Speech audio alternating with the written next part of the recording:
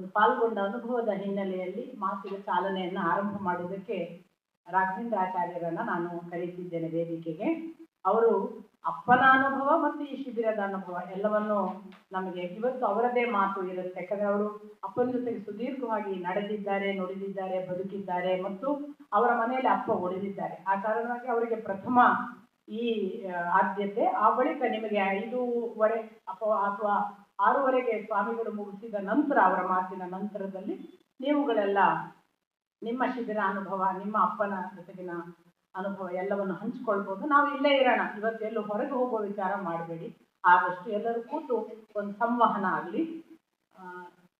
ಉಡುಪಿ ರಾಘವೇಂದ್ರಾಚಾರ್ಯರು ಮತ್ತು ಸವಿತಾ, ಆಕ್ಚುಲಿ ದತ್ತುಪುತ್ರ ಅಂತ ಅವರು ಮತ್ತು ಮಗಳು ಅಂತ ಇವರು. ಯಾಕೆಂದ್ರೆ ನಾನು ಯಾವಾಗಲೂ ಹೇಳೋದು, ಅಪ್ಪನಿಗೆ ನಾವೇ ಮಕ್ಕಳು, ನಮ್ಮದೇ ಮನೆ ಅಂದ್ರೆ ನಮ್ಮಷ್ಟು ಮೂರ್ಖರು ಇನ್ನಿಲ್ಲ, ಇನ್ಯಾರೂ ಇಲ್ಲ. ನಾವು ಯಾವತ್ತೂ ಹಾಗೆ ಭಾವಿಸಿಲ್ಲ.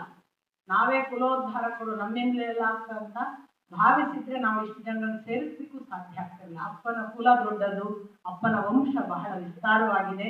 ಅಪ್ಪನ ಮಕ್ಕಳು ಕೇವಲ ಹೆತ್ತ ಮಕ್ಕಳಲ್ಲ, ಅನೇಕ ಮಕ್ಕಳಿದ್ದಾರೆ. ಆ ಎಲ್ಲ ಮಕ್ಕಳ ಕುಟುಂಬ ಇದು ಅಂತ ಅಪ್ಪನ ಕುಟುಂಬಕ್ಕೆ ನಮಿಸಿ ನಾನು ರಾಘವೇಂದ್ರಾಚಾರ್ಯರನ್ನು ಕೂಡ ಹಿರಿಯ ಅಣ್ಣ ಅಂತ ಭಾವಿಸಿ ಅವರನ್ನ ಮಾತಿಗೆ ಆಹ್ವಾನಿಸಿದೆ. ಸಹೋದರಿ ವೀಣಕ್ಕನಿಗೆ ಅಭಿನಂದಿಸಿ ನೆರೆದಿರುವ ಎಲ್ಲ ಹಿರಿಯರೇ, ಕಿರಿಯರೇ, ಆಚಾರ್ಯರು ಹೇಳುವ ಹಾಗೆ ಅವರ ಶಬ್ದ ಅಧ್ಯಾತ್ಮ ಬಂಧುಗಳೇ ಅಂತೇಳಿ.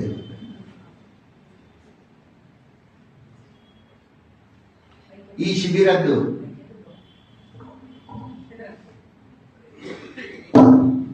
ಮೊನ್ನೆ ವೀಣಕ್ಕ ಒಂದು ಕಥೆ ಅರ್ಥದಲ್ಲಿ ನಿಲ್ಲಿಸಿದ್ರು.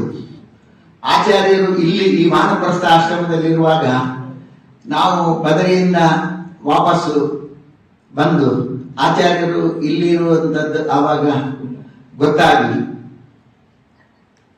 ಮತ್ತೆ ನೇರ ನಾವು ಹರಿದ್ವಾರದಲ್ಲಿ ರೂಮ್ ಬುಕ್ ಆಗಿತ್ತು, ನೇರ ಇಲ್ಲಿ ಬಂದೆವು. ಇಲ್ಲಿ ಬಂದ ಅವ್ರು ಹೇಳಿದ್ರು, ಒಂದು ದೋಸೆ ನಾನು ಹಾಕಿಕೊಟ್ಟೆ, ಅದು ಹೇಗಾಗಿತ್ತ ಗೊತ್ತಿಲ್ಲ ಅಂತೇಳಿ. ಅವರು ಹೋದ್ರು, ಎಲ್ಲ ಗಂಗೆಯ ತೀರದಿಂದ ಏನೋ ಎಲ್ಲ ಸೊಪ್ಪು, ನಮಗೆ ಎಲ್ಲ ಯಾವುದು ವಿಷ ಯಾವುದು ಅಮೃತ ಅದು ಗೊತ್ತಿಲ್ಲ ನಮಗೆ, ಅವ್ರಿಗೆ ಗೊತ್ತದು. ಹೋಗಿ ಈಗ ಇರುವಷ್ಟು ಕಾಂಕ್ರೀಟ್ ಜಂಗಲ್ ಆವಾಗ ಇರಲಿಲ್ಲ, ಒಳ್ಳೊಳ್ಳೆ ಸ್ಪಾಟ್ಗಳಿದ್ದವು. ಇದು ಸುಮಾರು ಈಗ 17-18 2007 ಅಂದ್ರೆ ಸುಮಾರು 18 ವರ್ಷದ, ಅಲ್ಲಿಯೂ 18ರ ನಂಟು ಬಂತು ಮತ್ತೆ. ಸೊ ಎಲೆ ಎಲ್ಲ ಅದನ್ನು ತಂದ್ರು. ಆನಂತರ ನಮಗೆ ಜೋರು ಹಸಿವು ಸಹ ಆಗಿತ್ತು, ಒಳ್ಳೆ ಹಸಿವೆ ಆಗಿತ್ತು. ಒಂದು ಕಿಚಡಿ ಮಾಡಿದ್ರು, ಒಂದು ಆ ಸೊಪ್ಪೆಲ್ಲ ಅರ್ದು ಒಂದು ದೋಸೆ ಹಾಕಿದ್ರು. ಆ ದೋಸೆಯ ರುಚಿ ಇವತ್ತಿಗೂ, ಆ ಸವಿ ನನ್ನ ಬಾಯಲ್ಲಿ ಇವತ್ತಿಗಿದೆ. ಯಾವಾಗಲೂ ಅವ್ರು ಸಿಗುವಾಗ ನಾನು ಅದನ್ನು ನೆನಪಿಸಿಕೊಳ್ತಾನೆ ಇದ್ದೇನೆ. ಇನ್ನು ಈ ಶಿಬಿರದ ಬಗ್ಗೆ ಹೇಳುದು ಅಂತ ಹೇಳಿ ಆದ್ರೆ, ವೀಣಕ್ಕ ಹೇಳಿದ್ರು ನಮಗೆ ಸಮಾಧಾನ ಇಲ್ಲ. ಅದು ಅಲ್ಲಿ 70 ಎಷ್ಟ ಚಪ್ಪಲಿ 70 ಗುಣಿಸು ಒಂದೊಂದು ಜೋಡಿ ಅಲ್ಲ, 70 ಗುಣಿಸು 2 ಅಲ್ಲಿ ಇದೆ ನಿಜವಾಗಿ. ಮತ್ತೆ ಕೆಲವರು ಇನ್ನೂ ಒಂದು ಉಂಟು ವೀಣಕ್ಕ, ರೂಮಿನಿಂದ ಬರುವಾಗ ಕೆಲವರು ಚಪ್ಪಲಿ ಹಾಕೊಳ್ಳದೆ ಇಲ್ಲಿ ಬರುವವರು ಇದ್ದಾರೆ, ಮತ್ತೆ ಕೆಲವರು ಈ ಬದಿ ಎಲ್ಲ ಇರುವವರು ಇದ್ದಾರೆ. ಆದರೂ ನೀವು ಹೇಳಿದಾಗ ಕೆಲವು ಆಬ್ಸೆಂಟೀಸು, ಕೆಲವು ದಿವಸದಲ್ಲಿ ಕೆಲವು ಆಬ್ಸೆಂಟೀಸು ಇದ್ದಾರೆ. ಅದು ಅನಿವಾರ್ಯ ಕಾರಣದಿಂದ ಅಂತ ಹೇಳಿ ತಿಳ್ಕೊಳ್ಬಹುದು. ಒಂದನೇದ್ದು ಅಂತ ಹೇಳಿದ್ರೆ, ಬೆಳಗಿಂದ ಸಂಜೆವರೆಗೆ ಈ ಒಂದು ಜ್ಞಾನ ಸತ್ರ ನಮಗೆ ಸಿಕ್ಕಿದ್ದು ಅದು ಸ್ವಲ್ಪ ಕ್ರಿಸ್ಪ್ ಆದರೂ ಮಲ್ಲೇಪುರಂ ಅವರದ್ದಿರಬಹುದು, ಆಮೇಲೆ ನಿತ್ಯವೂ ಗುರುರಾಜ ಕರ್ಜಿಗೆ ಅವರದ್ದಿರಬಹುದು, ಆನಂತರ ವಿಜಯಸಿಂಹ ಆಚಾರ್ಯರ ಪ್ರವಚನವೇ ಇರಬಹುದು. ಎಲ್ಲಕ್ಕಿಂತ ಮಿಗಿಲಾಗಿ ಅಷ್ಟಮಠದ ಓರ್ವ ಓಜಸ್ವಿ ಯತಿಗಳಲ್ಲಿ ಒಬ್ಬರಾದ, ಅವರ ಮುಖ ನೋಡಿದರೆ ನಮ್ಮ ದುಃಖ ಪರಿಹಾರ ಆಗ್ತದೆ. ಅಂತಹ ಪೂರ್ಣಚಂದ್ರನ ಒಂದು ಕಳೆ ಇರುವ ಶ್ರೀಪಾದರು, ಪಲಿಮಾರು ಶ್ರೀಪಾದರು, ಅವರ ಪರ್ಯಾಯ ಕಳೆದದ್ದು ನೋಡಿದರೆ, ಕಳೆದ ಪರ್ಯಾಯ ಅವರದ್ದು ಅವ್ರು ಎಂತ ಸಾಧಕ ಅಂತ ಹೇಳುವಂತ ನನ್ನ ಅಂದಾಜಾಗುತ್ತದೆ. ನಿತ್ಯ ಉಡುಪಿಯ ಎಲ್ಲ ಕಡೆಯಲ್ಲಿ ಅಲ್ಲಲ್ಲಿ ಖಾಲಿ ಜಾಗ ಇರುವಲ್ಲಿ ಕೆಲವರು ಅವರಿಗೆ 2 ವರ್ಷದ ಮಟ್ಟಿಗೆ ಫ್ರೀ ಕೊಟ್ಟರು ಖಾಲಿ ಜಾಗ, ಕೆಲವರಿಗೆ ಬಾಡಿಗೆಯೂ ಕೊಟ್ಟಿದ್ದಾರೆ. ಅಲ್ಲೆಲ್ಲ ತುಳಸಿ ವೃಂದಾವನ, ತುಳಸಿ ಲಕ್ಷಗಟ್ಟಲೆ ತುಳಸಿ ಸಸಿಗಳನ್ನು ಹಾಕಿ ಅದನ್ನು ಆರೈಕೆ ನಿತ್ಯ ಮಾಡಲಿಕ್ಕೆ ವ್ಯವಸ್ಥೆ ಮಾಡಿ, ಆ ತುಳಸಿಯನ್ನು ಅದನ್ನು ಕೊಯ್ಲಿಕ್ಕೆ ಎಲ್ಲ ಅದಕ್ಕೆ ಬೇಕಾದ ಕೆಲವು ಸ್ವಯಂ ಸೇವಕರು, ಕೆಲವರು ಇವರಿಗೆ ಅವರಿಗೆಲ್ಲ ಸಂಭಾವನೆ ಕೊಟ್ಟು ಮಾಡಿ 2 ವರ್ಷ ನಿತ್ಯವು ಒಂದು ದಿವಸ ಬಿಡದೆ ಕೃಷ್ಣನಿಗೆ ಲಕ್ಷ ತುಳಸಿ 100 ಋತ್ವಿಜರು. ನಮ್ಮ ಹಾಗೆ ಭಾಗವತ ಒಂದು ಬ್ರಹ್ಮ ಬಂಧುಗಳನ್ನು ಹೇಳ್ತದೆ, ಅದು ಗೋವಿಂದಾಚಾರ್ಯರು ಹೇಳ್ತಾ ಇದ್ದಾರೆ. ಒಂದು ಬ್ರಹ್ಮ ಬಂಧುಗಳು ಅಂತ ಹೇಳಿದ್ರೆ ಜಾತಿಗೆ ಬ್ರಾಹ್ಮಣ ಜಾತಿಯಲ್ಲಿ ಹುಟ್ಟಿದವರು ದ್ವಿಜ ಬಂಧು. ನಮ್ಮ ಹಾಗಿನ ಬ್ರಹ್ಮ ಬಂಧುಗಳಲ್ಲ, ನಿಜವಾಗಿ ವೈದಿಕರು, ಅನುಷ್ಠಾನ ಇರುವವರು. ಅವರು 100 ಜನ ಕನಿಷ್ಠ ಚಂದ್ರಶಾಲೆಯಲ್ಲಿ ಕೂತ್ಕೊಂಡು ಅವರ ಕಂಚಿನ ಕಂಠದಿಂದ ಶ್ರದ್ಧೆಯಿಂದ 2 ಓಂಕಾರ ಉಡುಪಿಯಲ್ಲಿ ಮಾತ್ರ, ಅದು ಬದರಿಯಲ್ಲೂ ಇಲ್ಲ, ತಿರುಪತಿಯೂ ಇಲ್ಲ. ಓಂ ವಿಶ್ವಾಯ ನಮಃ, ಓಂ ವಿಷ್ಣವೇ ನಮಃ ಆದ್ರೆ ಸಂಪುಟೀಕರಣ, ಅಷ್ಟು ಎನರ್ಜಿ ಮಧ್ವಾಚಾರ್ಯರ ಸಂಪ್ರದಾಯದಲ್ಲಿ. ಓಂ ವಿಶ್ವಾಯ ನಮಃ, ಓಂ ವಿಷ್ಣವೇ ನಮಃ, ಓಂ ವಷಟ್ಕಾರಾಯ ನಮಃ, ಹೀಗೆ 2 ಸಂಪುಟೀಕರಣದಲ್ಲಿ ಆ ನಾಮಾವಳಿಯನ್ನು ಪಠಿಸುವಾಗ ಒಳಗಿಂದ ಅವರು ಹೆಡಿಗೆ ಅದನ್ನೆಲ್ಲ ಅದರಲ್ಲೆಲ್ಲ ಸ್ವಲ್ಪ ಏನಾದರೂ ಹಾಳಾದಿರ್ಲಿಲ್ಲ, ಎಲ್ಲ ಎಳೆ ತುಳಸಿಯೇ ಆದರೂ ಸ್ವಲ್ಪ ಜಾಸ್ತಿ ಕದರು ಬಂದದ್ದು, ಅದನ್ನೆಲ್ಲ ತೆಗೆದು ಇವರು ಸ್ವಾಮಿಗಳು ಪುನಃ ಒಳಗಿಂದ ಹೇಳಲಿಕ್ಕೆ ಇದ್ದರು. ಸ್ವಾಮಿಗಳು ಸಹ ಹೇಳಿಕೊಂಡು ಅದು 1,000, ಇಲ್ಲಿ 100 ಜನ ಕನಿಷ್ಠ ಅಂತ ಹೇಳಿದ್ರೆ 100 ಇಂಟು 1,000 ಅಂತ ಹೇಳಿದ್ರೆ 1,00,000 ಆಯ್ತು. ಇಲ್ಲಿ ಕನಿಷ್ಠ 1,000ಕ್ಕೆ ಕಮ್ಮಿ ಇಲ್ಲದಂತೆ ಒಂದೊಂದ್ಸಲ ಕೃಷ್ಣನ ಪಾದಕ್ಕೆ ಒಂದೊಂದು ನಾಮಾವಳಿ ಪಠನೆ ಆಗುವಾಗಲೂ 1,000ಕ್ಕೆ ಕಮ್ಮಿ ಇಲ್ಲದಂತೆ, ಅದಕ್ಕಿಂತ ಜಾಸ್ತಿ ಇರಬಹುದು. ಅಷ್ಟು ತುಳಸಿಯನ್ನು ಕೃಷ್ಣನ ಪಾದಕ್ಕೆ 2 ವರ್ಷ ನಿರಂತರ ನಿತ್ಯ. It is not an ordinary job. ಒಂದು. ಎರಡನೇ ಅಂತ ಹೇಳಿದ್ರೆ ನಿತ್ಯ 2 ವರ್ಷ ಪರ್ಯಂತ ಹಗಲು ರಾತ್ರಿ ತಾಳವ ತಟ್ಟಿದವ ಸುರರೊಳು ಸೇರಿದವ ಅಂತ ಹೇಳಿ ಆ ತಾಳ 2 ವರ್ಷ ಪರ್ಯಂತ ರಾತ್ರಿ ಹಗಲು ಉಡುಪಿಯಲ್ಲಿ ನಿಲ್ಲಿಲ್ಲ. 2 ವರ್ಷ ನಿರಂತರ ಭಜನೆ. ಒಂದು ತಂಡ ತಾಳ ತಟ್ತಾ ಹೇಳಬೇಕು, ಮತ್ತೊಂದು ತಂಡ ತಾಳ ತಟ್ತಾ ಕೂಡ್ಬೇಕು. ಈ ತರ 2 ವರ್ಷದ ವ್ರತ ನಿರಂತರ. ಎಷ್ಟು? 24 ಇಂಟು 365 ಇಂಟು 2 ಅಷ್ಟು ದಿವಸ ರಾತ್ರಿ ಹಗಲು, ಡೇ ಅಂಡ್ ನೈಟ್. ಆವಾಗ ಉಡುಪಿಯಲ್ಲಿ ನಿಜವಾಗಿ ಆದರೂ ಒಂದು ಆ ವೈಬ್ರೇಷನ್ ನಿಂದ ರಾಮರಾಜ್ಯ ಉಡುಪಿಯಲ್ಲಿ ಅದನ್ನು ಆ 2 ವರ್ಷದಲ್ಲಿ ನಾವು ಕಂಡಿದ್ದೇವೆ. ನಾವು ಇದನ್ನು ಮಾಡಿದ ಯತಿಗಳು ಮತ್ತೆಲ್ಲ ಸಾಧನೆ ಹೇಳಲಿಕ್ಕೆ ಹೋದರೆ ಅಲ್ಲಿ ಕೃಷ್ಣನ ಗರ್ಭಗುಡಿಗೆ ಸುವರ್ಣ ಕವಚ ಅಂತದೆಲ್ಲ 10 ಸಾಧನೆಗಳು. ಇದೆರಡು ಏನು ಕುಶಾಲಲ್ಲ ಇದು. ಇದನ್ನು ಮಾಡಿದ ಪಲಿಮಾರ್ ಶ್ರೀಪಾದರು ಅವರ ಬ್ರಹ್ಮಚರ್ಯ, ಅವರ ತಪಸ್ಸು ಏನು ಅಂತ ಹೇಳುವಂಥದ್ದು ನಮ್ಮಲ್ಲಿ ಹೆಚ್ಚಿನವರಿಗೆ ಗೊತ್ತು. ಅವರ ಮುಖಕಮಲದಿಂದ ಈ ಗಂಗಾ ತೀರ ಪವಿತ್ರ ತಾಣದಲ್ಲಿ ಆ ಶ್ರೀಮದ್ ಭಾಗವತ ಪ್ರವಚನ ಕೇಳುವ ಒಂದು ಅವಕಾಶ ನಮಗೆ. ಅದರ ಒಟ್ಟಿಗೆ ನೋಡಿ, ಮೊನ್ನೆ ಕೆಲವು ವಿಚಾರ ಅದು ನೋಡುವ ಸಮಯ ಇರಿಸಬಹುದು.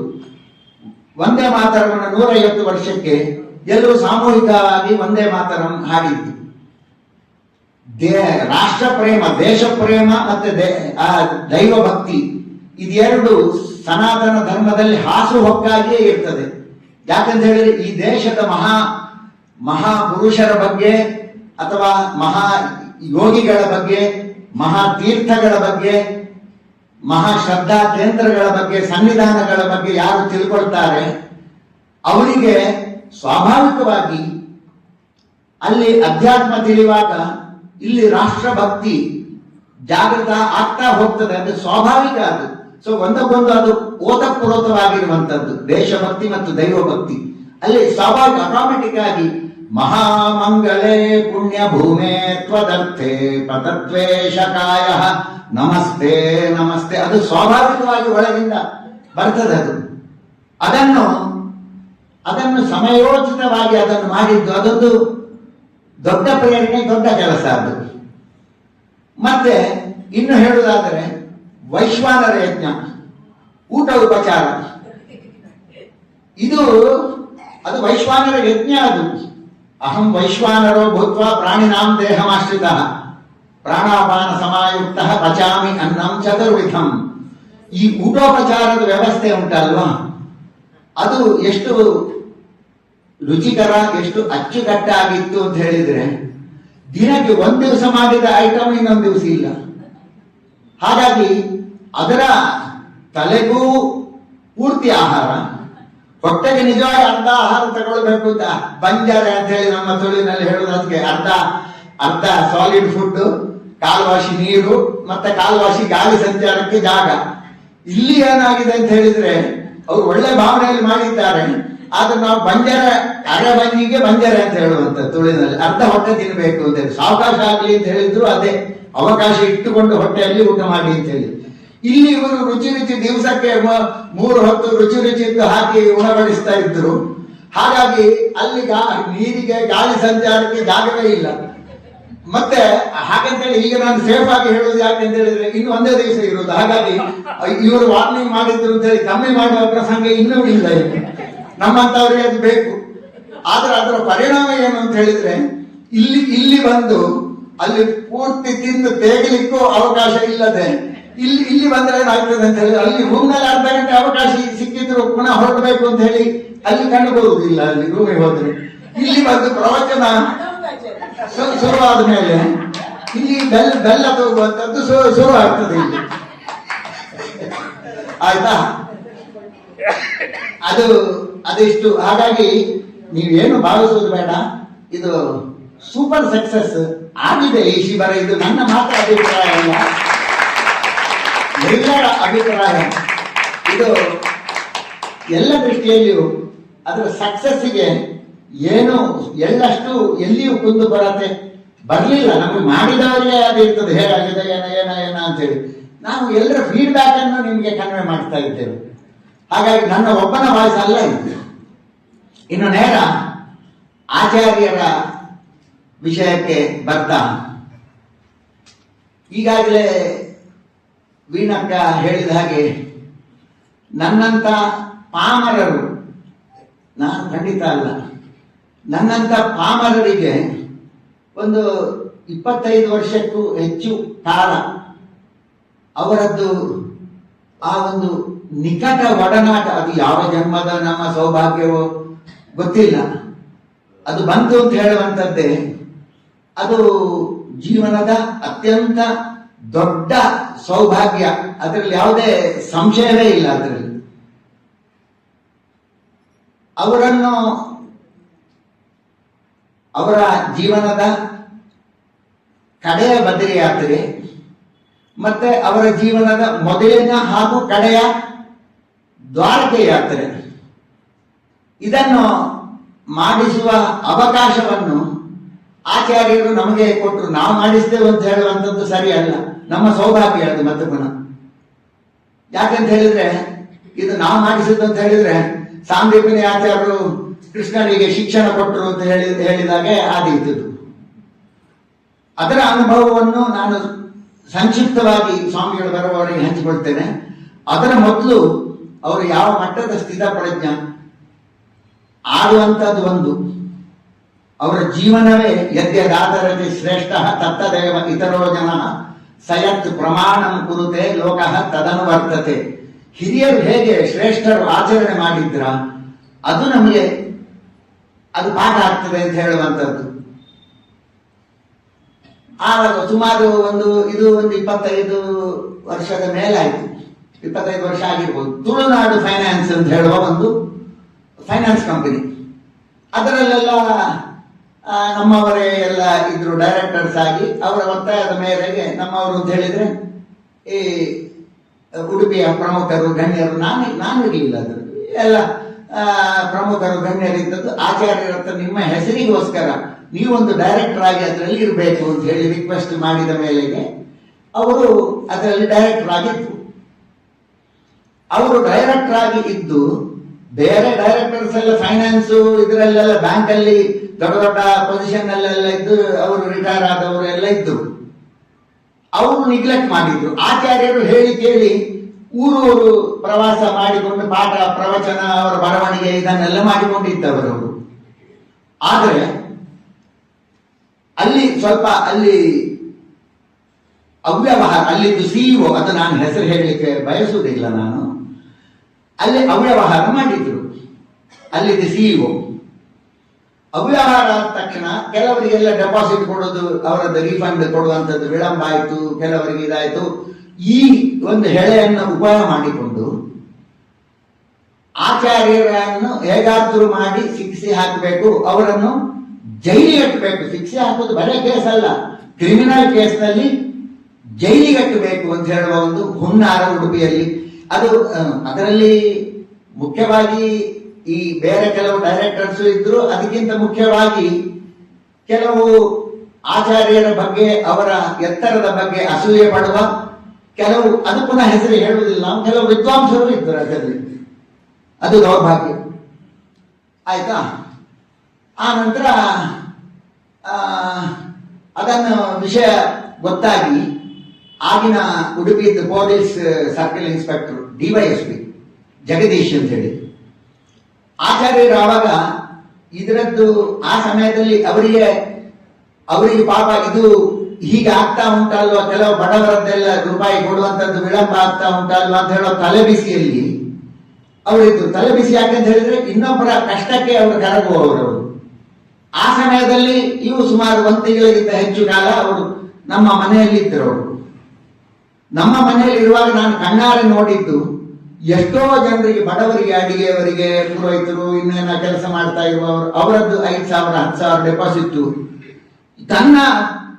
ತನ್ನ ಕೈಯಿಂದ ಅವರದ್ದೇನು ಆವಾಗ ಒಂದು 5-6 ಲಕ್ಷ ಸೇವಿಂಗ್ಸ್ ಏನಿತ್ತು ಅದರಲ್ಲಿ ಅವರಿಗೆ ಎಲ್ಲ ಅವರು ಹಂಚಿಬಿಟ್ರು ಆಚಾರ್ಯರು ತನ್ನ ಕೈಯಿಂದ. ಅದನ್ನು ನಾನು ಕಣ್ಣಾರೆ ನೋಡಿದ್ದು, ನಮ್ಮ ಮನೆಯಲ್ಲೇ ಇದ್ದದ್ದು. ಕೆಲವರು ಬಂದು ಅವರ ಕಷ್ಟ ಹೇಳಿದ್ರೆ ಅವರದ್ದು ಇವರೇ ಕೊಡ್ತಾ ಇದ್ರು.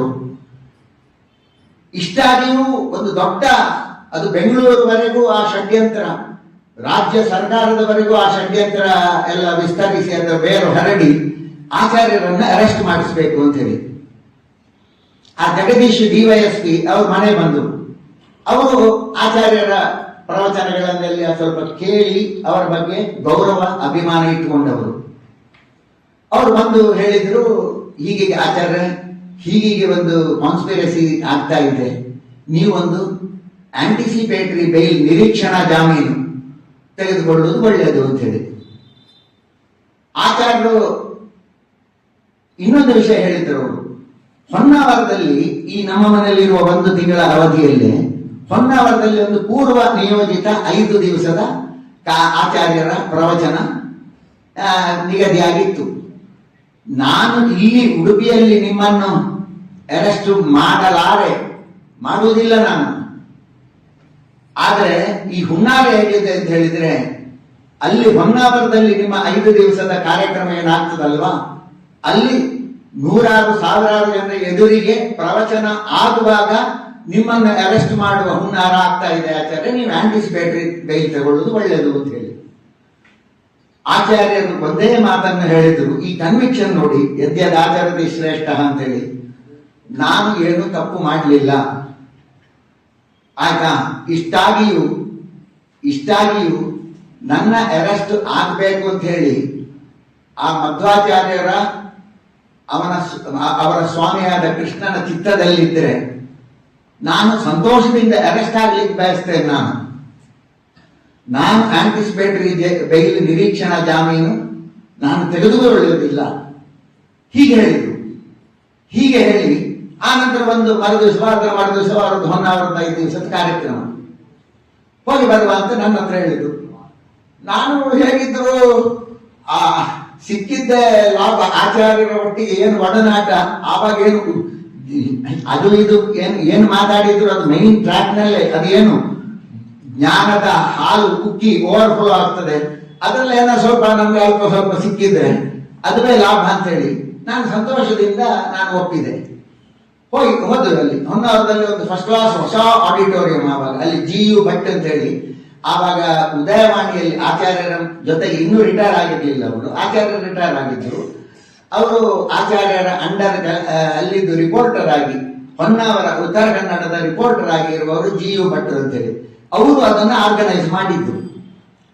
ಅಲ್ಲಿ ಒಂದು ದೊಡ್ಡ ಹೊಸ ಆಡಿಟೋರಿಯಂ, ಆ ಆಡಿಟೋರಿಯಂಗೆ ಪಕ್ಕದಲ್ಲೇ ಆಡಿಟೋರಿಯಂಗೆ ಸೇರಿದ್ದೆ ರೂಮ್ಗಳು ಫಸ್ಟ್ ಕ್ಲಾಸ್. ಆಯ್ತು, ಅಲ್ಲಿ ಹೋದ್ರು. ಅಲ್ಲಿ ಮುಂಚಿನ ದಿವಸವೇ ಸಾಯಂಕಾಲ ಹೋಯ್ತು. ಹೋದರೆ ರೂಮು ಫಸ್ಟ್ ಕ್ಲಾಸ್ ರೂಮ್ ಹೊಸ್ತು.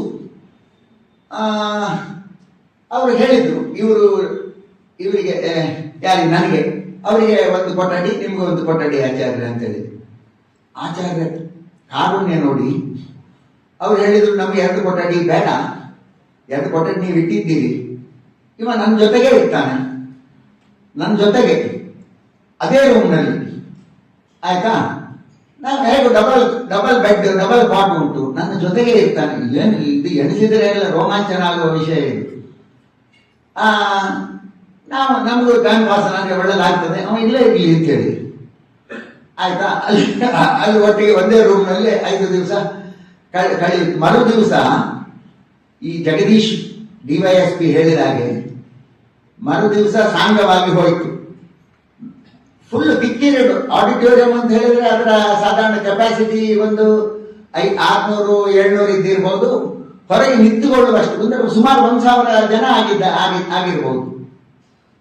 ಕಿಕ್ಕಿರಿದು ಮರು ದಿವಸ ಸ್ಮೂತ್ ಆಗಿ ಹೋಯಿತು. ಆಚಾರ್ಯರು ಶಾಂತವಾಗಿ ಉಪನ್ಯಾಸ ಮಾಡ್ತಾ ಇದ್ರು. ಅದರ ಮರು ದಿವಸ ಉಪನ್ಯಾಸ ಆಗ್ಬೇಕಾದ್ರೆ ಪೊಲೀಸ್ ಅಧಿಕಾರಿಗಳು ಅಲ್ಲಿದ್ದು, ಕೆಲವು ಪೊಲೀಸ್ ಜೀಪು ಬಂತು, 2 ಜೀಪು ಬಂತು, ಅಧಿಕಾರಿಗಳು ಇವರೆಲ್ಲ ಬಂದು ಹಿಂದೆ ಬಂದು ಕೈಕಟ್ಟಿ ನಿಂತರು. ನಿಲ್ಲುವಾಗ ಈ ಜಗದೀಶ್ ಹೇಳಿದ್ದು ಟ್ಯಾಲಿ ಆಯ್ತು ಅದಕ್ಕೆ, ನಿಮ್ಮನ್ನು ನಿಮ್ಮ ಉಪನ್ಯಾಸದ ಮಧ್ಯದಲ್ಲಿ ಅರೆಸ್ಟ್ ಮಾಡಿ ಬಿಟ್ಟು, ಕ್ರಿಮಿನಲ್ ಕೇಸ್ನಲ್ಲಿ ಅರೆಸ್ಟ್ ಮಾಡಿ ನಿಮ್ಮನ್ನು ಅವಮಾನ ಮಾಡುವ ಒಂದು ಹುನ್ನಾರ ಆಗ್ತಾ ಇದೆ ಅಂತ ಹೇಳಿ ಇದು ಅದಕ್ಕೆ ಟ್ಯಾಲಿ ಆಯ್ತು. ಆಚಾರ್ಯರು ಅದಕ್ಕೆ ಹೇಳಿದ್ರು, ಕೃಷ್ಣನ ಚಿತ್ತ ಮಧ್ವಾಚಾರ್ಯರ ಚಿತ್ತ ಹೇಗುಂಟ ಹಾಗೆ ಅಂತ ಹೇಳಿ. ಅವರು ಕೈಗಟ್ಟಿ ನಿಂತರು. ಸ್ವಲ್ಪ ಹೊತ್ತು ಅವರ ಒಳಗೆ ಎಲ್ಲ ಗುಸು ಮಾತಾಡಿದ್ರು. ಆ ಕಾನ್ಸ್ಟೇಬಲ್ಸ್ ಮತ್ತೆ ಇನ್ಸ್ಪೆಕ್ಟರ್ ಇವರೆಲ್ಲ ಒಂದು ಅರ್ಧ ಗಂಟೆ ನಿಂತರು, ಗುಸು ಮಾತಾಡಿದ್ರು, ಮತ್ತೆ ಅಲ್ಲಿಗೆ ಚದರಿದ್ರು. ಅದು ಯಾಕೆ ಅವರು ಅಲ್ಲಿಂದ ಚದರಿದ್ರು ಅಂತ ಹೇಳುವಂಥದ್ದು, ಇದು ಕೃಷ್ಣನ ಮತ್ತು ಮಧ್ವಾಚಾರ್ಯರ ಕೈವಾಡ ಅಲ್ಲದೆ ಇದಕ್ಕೆ ಬೇರೆ ಏನು ರೀಸನ್ಸ್ ಇಲ್ಲ ಆಕ್ಚುಲಿ. ಮತ್ತೆ ಅದರ ನಂತರ 3 ದಿವಸವು ಸಾಂಗವಾಗಿ ಉಪನ್ಯಾಸ ಆಯ್ತು. ಅಂದ್ರೆ ಒಂದು ಯಾವ ಎತ್ತರಕ್ಕೆ ಹೇಳೋದು ಸುಲಭ, ಅಧ್ಯಾತ್ಮ ಹೇಳೋದು ಸುಲಭ, ಆದರೆ ಅದು ನಾವು ಫೇಸ್ ಮಾಡಲಿಕ್ಕೆ ಅಂತ ಪರಿಸ್ಥಿತಿ, ಮಾನಾಪಮಾನವಸ್ತುಲ್ಯ, ಅದು ಹೇಳುವುದು ಸುಲಭ. ಸುಖ ದುಃಖ ಸಮಯಕೃತ್ವ ಲಾಭಾಲಾಭವು ಜಯಾಜಯವು ಎಲ್ಲ ಹೇಳಲಿಕ್ಕೆ ಸುಲಭ ಇರ್ತದೆ. ಆದರೆ ಅದು ಅವರವರ ಜೀವನದಲ್ಲಿ ಎದುರಾಗುವಾಗ ಇಂತಹವರು ಹೇಗೆ ಅವರು ರಿಯಾಕ್ಟ್ ಮಾಡ್ತಾರೆ. ಈ ಪೊಲೀಸರು ನಿಂತಿರುವಾಗಲೂ ಆಚಾರ್ಯರು ಅದೇ ಶಾಂತ ಚಿತ್ತದಿಂದ, ಅದೇ ಗಂಗಾ ಪ್ರವಾಹದ ಹಾಗೆ ನಿರರ್ಗಳ ವಾಣಿಯಿಂದ ಅದೇ ಪ್ರವಚನ, ಅದರ ಮಧ್ಯದಲ್ಲಿ ಜೋಕ್ಸು ಬರ್ತಾ ಇತ್ತು, ಅದನ್ನು ಮುಂದುವರಿಸ್ತಾ ಇದ್ರು ಅವರು. ಇದು ನೋಡಿ, ಇದು ಸಜ್ಜನರು ಮಹಾತ್ಮರದ್ದು ಎತ್ತರ ಅಂತ ಹೇಳಿದ್ರೆ ಹೀಗಿರ್ತದೆ. ಇಂಥದ್ದು ನಮಗೆ ಎದ್ದೆ ರಾಜರಥಿ ಶ್ರೇಷ್ಠ ಅಂತ ಹೇಳಿದ್ರೆ ಇಂಥದ್ದು ಕಲೀಲಿಕ್ಕೆ ನಮಗೆ ಅವರ ಒಡನಾಟದಲ್ಲಿ ಸಿಗ್ತದೆ. ಇನ್ನು ಅವರ ಬದರಿ ಯಾತ್ರೆ, ಅದು ನಮ್ಮನ್ನು ನಿಮಿತ್ತ ಮಾಡಿಕೊಂಡು ಆಚಾರ್ಯರು ಹೋದ ಅವರ ಜೀವನದ ಕೊನೆಯ ಬದರಿ ಯಾತ್ರೆ. ಅದಕ್ಕೆ ಹೋಗುವಾಗ ಅದಕ್ಕೆ ಸರಿಯಾಗಿ ಅಲ್ಲಿ ಭಾರತ್ ಬಂದು ಏನೋ ಕಾರಣದಿಂದ ಆಗಸ್ಟ್ ತಿಂಗಳು ಲ್ಯಾಂಡ್ ಸ್ಲೈಡ್ ಆಗ್ತಾ ಇದ್ದದ್ದು ಬೇರೆ, ಭಾರತ್ ಬಂದು ಆಚಾರ್ಯರು ಬದರಿ ಯಾತ್ರೆಗೆ ಹೋದದ್ದು 2 ಉದ್ದೇಶ. ಒಂದು ಬದರಿ ನಾರಾಯಣನ ದರ್ಶನ, ಒಂದು ಅಲ್ಲಿ ರಾವಲ್ಜಿ ಅಂದ್ರೆ ಅಲ್ಲಿದ್ದು ಪ್ರಧಾನ ಅರ್ಚಕರು, ಅವ್ರ ಹತ್ರ ಮೊದಲೇ ತಿಳಿಸಿತ್ತು ಆಚಾರ್ಯರ ಮಧ್ವಾಚಾರ್ಯರ ಕೃತಿಯ ಆಚಾರ್ಯರ ಒಂದು ಅನುವಾದವನ್ನು ಅಲ್ಲಿ ನಾರಾಯಣ ದೇವರಿಗೆ ಸಮರ್ಪಣೆ ಮಾಡುವಂಥದ್ದು, ರಾವಲ್ಜಿ ಅವರ ಹತ್ರ ಕೊಟ್ಟು ಅಲ್ಲಿ ಗರ್ಭಗುಡಿಯಲ್ಲಿ ಆರತಿ ಮಾಡಿ ಸಮರ್ಪಣೆ ಮಾಡುವಂಥದ್ದು ಅಂತ ಮರುದು ನಾವು ಒಪ್ಪಿಗೆ ಆಗಿತ್ತು. ನಾವು 2 ದಿವಸ ಇಟ್ಟುಕೊಂಡೇ ಹೋಗಿದ್ದೇವೆ, ಯಾಕಂದ್ರೆ ಲ್ಯಾಂಡ್ ಸ್ಲೈಡ್ ಎಲ್ಲ ಜಾಸ್ತಿ ಇರುವುದರಿಂದ. ಅದು ಮರು ದಿವಸ ಒಂದು ದಿವಸ ಗೌಚರ್ ಅಂತ ಹೇಳುವ ಜಾಗ, ಗೌಚರ್ ಅಂದ್ರೆ ಮುಂದೆ ಎಲ್ಲ ಅಲ್ಲಿ ಗೋವುಗಳಿಗೆ ಮೇಯ್ಲಿಕ್ಕೆ ಎಲ್ಲ ಅಲ್ಲಿ ಇವತ್ತಿಗೆ ಒಂದು ಮೈದಾನ ಫಸ್ಟ್ ಕ್ಲಾಸ್ ಇದೆ ಅಲ್ಲಿ, ಗೌಚರ್ ಅಂತ ಹೇಳುವ ಜಾಗ. ಇದರ ಮೊದಲು ಅದರದೊಂದು ಸ್ವಾರಸ್ಯ ಘಟನೆ ಅಂತ ಹೇಳಿದ್ರೆ ಭಾರತ್ ಬಂದ್ ಆದದ್ರಿಂದ ಅವತ್ತು ಅದಕ್ಕೆ ಅಲ್ಲಿಯ ಸರ್ಕಾರವು ಆವಾಗ ಅದಕ್ಕೆ ಪೂರಕವಾಗಿ ಇದ್ದದ್ರಿಂದ ವಾಹನವನ್ನೆಲ್ಲ ಬಿಡ್ತಾ ಇರಲಿಲ್ಲ. ಈ ವಿಷಯವನ್ನು ರಾವಲ್ಜಿಗೆ ತಿಳಿಸಿದಾಗ ಅವರು, ನಾನು ಇಂಡಿಯನ್ ಆರ್ಮಿ ಅಂತ ಹೇಳಿ ಕರೆಯುವುದಿಲ್ಲ, ಭಾರತೀಯ ಆರ್ಮಿ ಅಥವಾ ಭಾರತೀಯ ಸೇನೆ ಅಂತ ನಾನು ಕರೀತೇನೆ, ಅವರಿಗೆ ರಾವಲ್ಜಿ ತಿಳಿಸಿದ್ರು.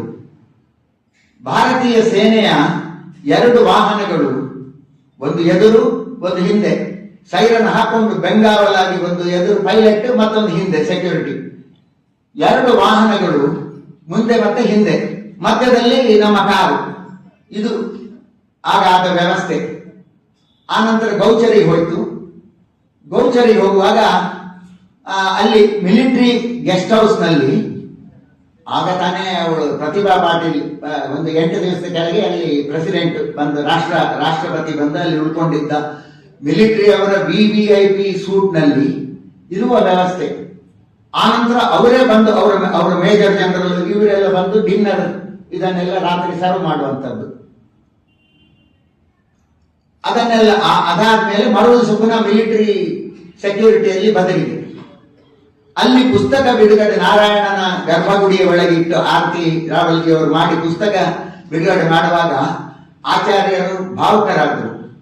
ಅವರು ಹೇಳಿದರು, ನಿನ್ನೆ ಎಲ್ಲ ಮಿಲಿಟರಿ ಸೆಕ್ಯೂರಿಟಿಯಲ್ಲಿ ನಾವು ಬಂದಿದ್ದೇವೆ, ಆದರೆ ಅವ್ರಿಗೆ ಕಣ್ಣಲ್ಲಿ ಧಾರಾಕಾರ ನೀರು ಬರ್ತಾ ಇತ್ತು. ಆ ಮಿಲಿಟರಿ ಸೆಕ್ಯೂರಿಟಿ, ಆರ್ಮಿ ಸೆಕ್ಯೂರಿಟಿ ಈ ಬನ್ನಂಜೆಗೆ ಅಲ್ಲ, ಅದು ಮಧ್ವಾಚಾರ್ಯರ ಗ್ರಂಥಕ್ಕೆ ಮಧ್ವಾಚಾರ್ಯರಿಗೆ ಸಲ್ಲುವ ಅದು ಗೌರವ. ಅದು ನನಗಲ್ಲ, ಅದನ್ನು ನಾನು ಚೆನ್ನಾಗಿ ತಿಳ್ಕೊಂಡಿದ್ದೇನೆ ಅಂತ ಹೇಳಿದ್ರು ಅವರು. ಅವರ ಕಣ್ಣಿನಲ್ಲಿ ಒಂದು ಆನಂದ ಬಾಷ್ಪ, ಧಾರಾಕಾರ ನೀರು ಗದ್ಗೆದಿ ತರ ಆಗಿದ್ರು ಅವರು. ಆಯ್ತಾ? ಅಲ್ಲಿಂದ ಹಿಂದೆ ಬರುವಾಗ ಇನ್ನೊಂದು ಘಟನೆ ಹೇಳಬೇಕು. ಹಿಂದೆ ಬರುವಾಗ ಬದ್ರಿಯಿಂದ ಅಲ್ಲಿ 2-3 ದಿವಸ ಇದ್ದೆವು, ಪುಸ್ತಕ ಬಿಡುಗಡೆ ಆಗಿ ಮತ್ತೆ 2 ದಿವಸ ಇದ್ದು ಹಿಂದೆ ಬರುವಾಗ ಒಂದು ಕಡೆ ಟ್ರಾಫಿಕ್ ಜಾಮ್ ಆಯ್ತು. ಟ್ರಾಫಿಕ್ ಜಾಮ್ ಆದ್ರೆ ಕಿಲೋಮೀಟರ್ ಲ್ಯಾಂಡ್ ಸ್ಲೈಡ್ ಮುಂದೆ ಆಗಿ ಟ್ರಾಫಿಕ್ ಜಾಮ್ ಆಯ್ತು. ಕಿಲೋಮೀಟರ್ ಕಟ್ಲೆ ಟ್ರಾಫಿಕ್ ಜಾಮ್ ಆಗಿದೆ. ಆಗ ಮೊಬೈಲ್ ರೇಂಜ್ ಅಲ್ಲಿ ಈಗ ಇದ್ದಷ್ಟು, ಈ ಮೋದಿ ಸರ್ಕಾರ ಬಂದ ಮೇಲೆ ಆದಷ್ಟು ಡೆವಲಪ್ಮೆಂಟ್ಸ್ ಅದು ನಮಗೆ ಕಣ್ಣಿಗೆ ಕಾಣುವಂಥದ್ದು. ಆವಾಗ ಇರ್ಲಿಲ್ಲ, ಮೊಬೈಲ್ ಬಂದಿತ್ತು, ಆದ್ರೆ ಇಷ್ಟು ರೇಂಜ್ ಎಲ್ಲ ಆವಾಗ ಇರ್ಲಿಲ್ಲ. ಅಲ್ಲಲ್ಲಿ ಎಲ್ಲಿಯ ಕೆಲವು ಟವರ್ಗಳು ಆಗಿತ್ತು, ಅಲ್ಲಲ್ಲಿ ಎಲ್ಲಿಯ ಕೆಲವು ನೆಟ್ವರ್ಕ್ ಸಿಗ್ತಾ ಇತ್ತು. ಇಲ್ಲದೆ ಇದ್ರು ನಾನು ಟ್ರಾಫಿಕ್ ಎಲ್ಲಿವರೆಗೆ ಉಂಟು ನೋಡುವ ಅಂತ ಹೇಳಿ ಈ ಋಷಿ ಮೂಲ, ನದಿ ಮೂಲ ಮತ್ತೆ ಈ ಟ್ರಾಫಿಕ್ ಜಾಮ್ನ ಮೂಲ ಇದನ್ನು ನಿಜವಾಗಿ ಹುಡುಕಬಾರ್ದಂತೆ. ಅದಕ್ಕೊಂದು ಅಡಿಷನ್ ಅಮೆಂಡ್ಮೆಂಟ್, ಟ್ರಾಫಿಕ್ ಜಾಮ್ನ ಮೂಲ ಅಂತ ಹೇಳಿ. ಸೊ ಆದರೂ ನನಗೇನೋ ಒಂದು ಉಮೇದು, ಅಲ್ಲಿ ಮೊಬೈಲ್ ಅಲ್ಲೇ ಬಿಟ್ಟಿದ್ದೇನೆ, ಹೇಗಿದ್ರು ರೇಂಜ್ ಇಲ್ಲ.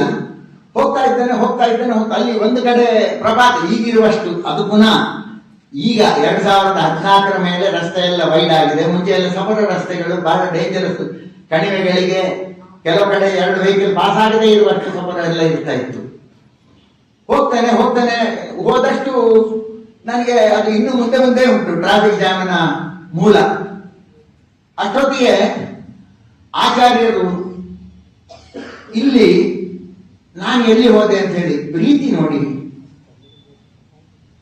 ಆಚಾರ್ಯರ ಹತ್ರ ಹೇಳಿ ಕೇಳಿ ಅವರು ಅಭಿನವ ವೇದವ್ಯಾಸರ ಸನ್ನಿಧಾನ ಇರುವವರು. ಆದ್ರೆ ನನಗೆ ತೋರಿಸಿದ ಪ್ರೀತಿ ಅಲ್ಲಿ ಎಲ್ಲಿ ಹೋದ್ದು ಇವರ ಹತ್ರ ಎಲ್ಲ ಮನೆಯವರ ಹತ್ರ ಕೇಳ್ತಾ ಇದ್ದಾರೆ, ಎಲ್ಲಿ ಹೋದ್ದು ಅದಕ್ಕೆಲ್ಲ ಅಲ್ಲೆಲ್ಲ ಹೀಗೆಲ್ಲ ಇರುವಾಗ, ಹೀಗೆಲ್ಲ ಡೇಂಜರ್ ರಸ್ತೆ ಎಲ್ಲ ಇರುವಾಗ ಹೋಗಬಾರ್ದು ಅಂತ ಹೇಳಿ ಎಷ್ಟು ಅರ್ಧ ಗಂಟೆ ಆದ್ರೂ ನಾನು ಬರಲಿಲ್ಲ, ಅಲ್ಲಿ ಮುಂದೆ ಹೋಗ್ತಾ ಇದ್ದೇನೆ. ಅದೇ ಆಚಾರ್ಯರಲ್ಲಿ ನಿಜವಾಗಿ ವೇದವ್ಯಾಸರ ಸನ್ನಿಧಾನ. ಆದರೆ ನನ್ನಲ್ಲಂತೂ ಶುಕಾಚಾರ್ಯರ ಸನ್ನಿಧಾನ ಖಂಡಿತ ಇಲ್ಲ. ಆದರೆ ಅವ್ರು ಯಾವ ಪ್ರೀತಿ ಅಂತ ಹೇಳಿದ್ರೆ, ಪುತ್ರೇತಿ ತನ್ಮಯತಯಾ ತರಗೋಯ್ ವಿನೇದು. ಪುತ್ರ ಪುತ್ರ ಅಂತ ಹೇಳಿ ಆಶ್ರಮ ಬಿಟ್ಟು ಇವರು ಶುಕಾಚಾರ್ಯರು ಹೋಗುವಾಗ ಅವರು ಕರೀತಾ ಇದ್ದರಂತೆ ವೇದವ್ಯಾಸರು. ಆಗ ಮರಗಳು, ಪರ್ವತ, ಹಿಮಾಲಯ ಪರ್ವತ ಎಲ್ಲ ಅದನ್ನು ಪ್ರತಿಧ್ವನಿ ಮಾರ್ಧನಿ ಕೊಡ್ತಾ ಇದ್ದವಂತೆ. ಹಾಗೆ ಇವರು ಆಚೆ ನೋಡ್ತಾರೆ, ಈಚೆ ನೋಡ್ತಾರೆ. ಅಷ್ಟೊತ್ತಿಗೆ ಟ್ರಾಫಿಕ್ ಜಾಮ್ ಕ್ಲಿಯರ್ ಆಯಿತು. ಕ್ಲಿಯರ್ ಆದ್ರೂ ನಾನಿಲ್ಲ, ನಾನು ವಾಪಸ್ ಬರ್ತಾ ಇದ್ದೇನೆ. ಹೇಗಿದ್ರು ವೆಹಿಕಲ್ ಎದುರು ನನಗೆ ಸಿಗ್ತದಲ್ಲ ವಾಪಸ್ ಬಂದ್ರೆ ಅಂತೇಳಿ. ಅವರಿಗೆ ಆವಾಗ ಇನ್ನೂ ಹೆಚ್ಚು ಅವರು ಕಸಿವಿಸಿ ಆಯ್ತು ಅವರಿಗೆ. ಇವ್ರು ಹೇಳೋ ಪ್ರಕಾರ ಅವರು ಆ ಕಣಿವೆಯನ್ನು ನೋಡಿಕೊಂಡು ಹೀಗೆ ಹೀಗೆ ನನ್ನ ಬಗ್ಗೆ ಜಪ ಮಾಡ್ಲಿಕ್ಕೆ ಶುರು ಮಾಡಿದ್ರಂತೆ. ಅವರು ಆ ಕಣಿವೆ ನೋಡುವುದು ಜಪ ಮಾಡುವುದು, ಆ ಕಣಿವೆ ನೋಡುವುದು ಜಪ ಮಾಡುವುದು, ಎಲ್ಲಿ ಹೋದ ಎಲ್ಲಿ ಹೋದ ಅಂತೇಳಿ. ಆ ನಂತರ ಸುಮಾರು 10 ನಿಮಿಷ ನಾನು ನಡೆದೆ. ಅಷ್ಟೊತ್ತಿಗೆ ವೆಹಿಕಲ್ ಎಲ್ಲ ಮುಂದೆ ಬಂದಿದೆ, ಎದುರು ಸಿಕ್ಕಿದ್ದು. ನಾನು ವಾಹನದಲ್ಲಿ ಕೂತುಕೊಳ್ಳುವಾಗ ಆಚಾರ್ಯರು ನನ್ನನ್ನು ತರಾಟೆಗೆ ತಗೊಂಡು, ಆವಾಗ ಈಗ ನನಗೆ 66 ಆಯ್ತು, ಆಗ 45 ದಾಟಿದೆ. ಆಕ್ಚುಲಿ 45-50 ಮಧ್ಯದಲ್ಲಿ.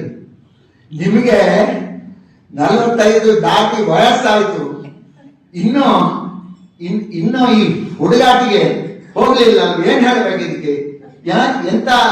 ಎಂತ ಮೂರ್ಖತನದ ಕೆಲಸ ಇದು. ಏನು ಅಂದ್ರೆ ಸಿಟ್ಟಲ್ಲೇ ಹೇಳಿದ್ರು.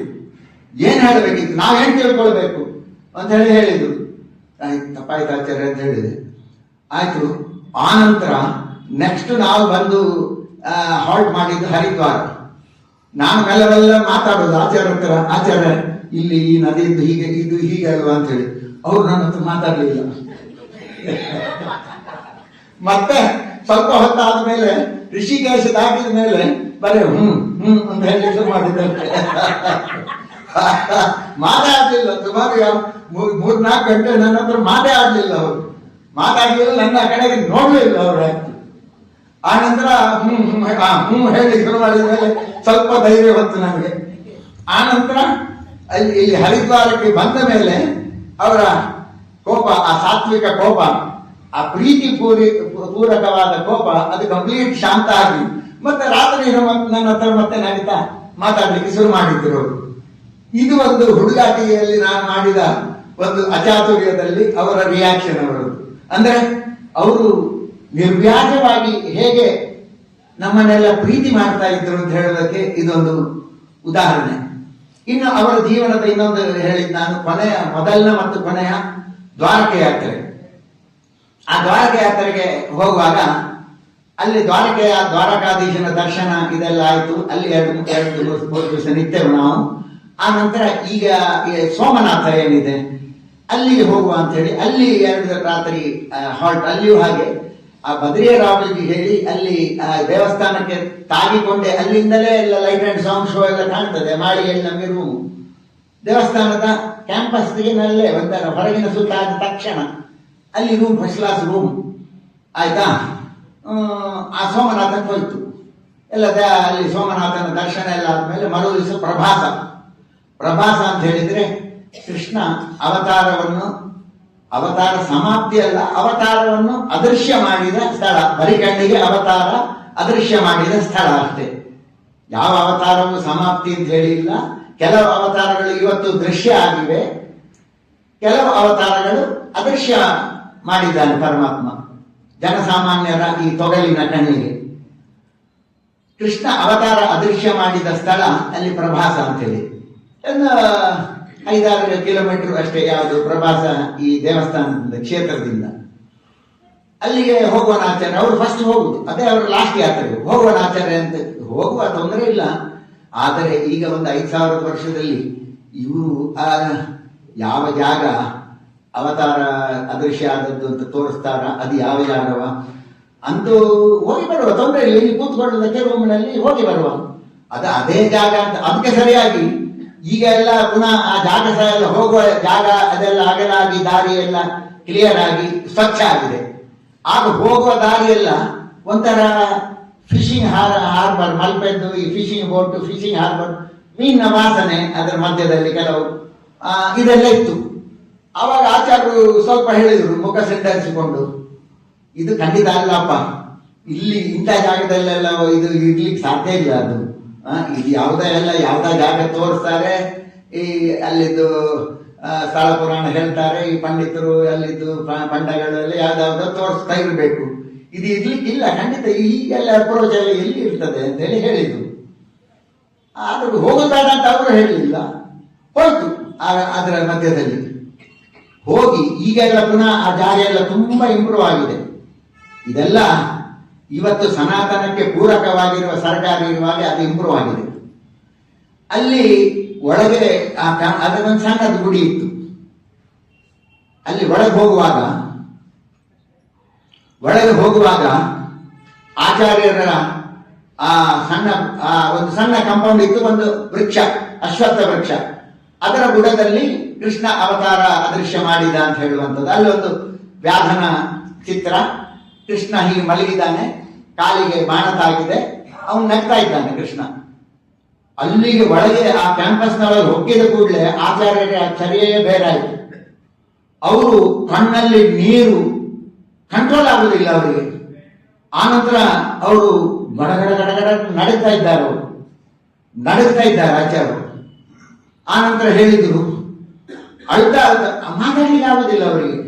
ಅಳ್ತಾ ನಾನು ಯಾವ ಜಾಗವ ಅಂತ ಹೇಳಿದೆ, ಸಂಶಯವೇ ಇಲ್ಲ, ಇಲ್ಲಿದು ವೈಬ್ರೇಷನ್ ನನಗೆ ತಡೀಲಿಕ್ಕೆ ಆಗುದಿಲ್ಲ, ಇದೇ ಆ ಜಾಗ, ಇದೆ ಅಂತ ಹೇಳ್ತಾರೆ. ಅಷ್ಟೇ ಹೇಳುವುದು, ಅಳ್ತಾರೆ, ಇದೆ ಮೂಳೆ ಸಂಶಯನೇ ಇದ್ದಿ, ಮುಂದೆ ಜಾಗ ಅಂತ ಹೇಳ್ತಾರೆ, ಅಳ್ತಾರೆ.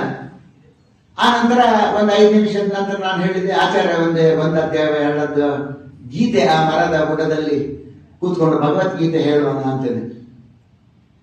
ನಾನು ಮನಸ್ಸಿನಲ್ಲಿ ಬಾಲೆ ಮಗು, ನಾನು ಮನಸ್ಸಿನಲ್ಲಿ ಹೇಳ್ತೇನೆ, ಏನು ಮನಸ್ಸಿನ ಬಂಡಪ ಆಬರಿ ಅಂತ ತಡೆಪುರಿ ಪಂಡ್ರಾಗ್ರಿ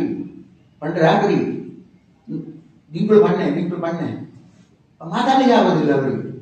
ಇಷ್ಟು ದೊಡ್ಡ ವಾಗ್ಮಿ ಅಲ್ಲಿ ಹೋಗಿ ಅವರು ಹೇಗೆ ಆ ಒಂದು ವೈಬ್ರೇಷನ್ಗೆ ಅವರು ಮೂಕ ವಿಸ್ಮಿತರು ಮಾತ್ರ ಅಲ್ಲ, ಭಾವುಕರಾದರು ಅಂತ ಹೇಳಿದ್ರೆ ಅವರಿಗೆ ಮಾತಾಡ್ಲಿಕ್ಕೆ ಗೀತೆ ಪಾರಾಯಣ ನೀವು ಮಾಡಿ ಒಳ್ಳೇದಾಗಲಿ, ನೀವು ಮಾಡಿ, ದೇವರು ಒಳ್ಳೇದು ಮಾಡಿ, ನನ್ನ ಹತ್ರ ಆಗುದಿಲ್ಲ, ನಾನು ಮನಸ್ಸಿನಲ್ಲಿ ಹೇಳ್ತೇನೆ.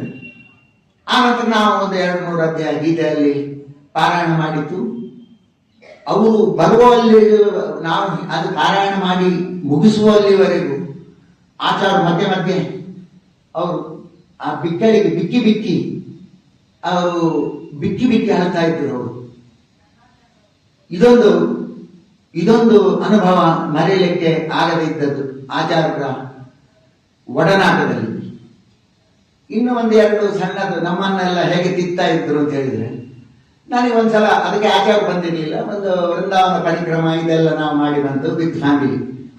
ಮಕ್ಕಳೆಲ್ಲ ಸಣ್ಣಗಿದ್ರು, ಅವರನ್ನು ನಡೆಸಿಕೊಂಡು ಅಲ್ಲಿ ಒಂದು ನನಗೆ ಬೇರೆ ತರದ ಒಂದು ಕಲ್ಲು ಕಂಡಿತ್ತು, ಹೆಕ್ಕಿದೆ ವೃಂದಾವನದ ಬುಡದಲ್ಲಿ.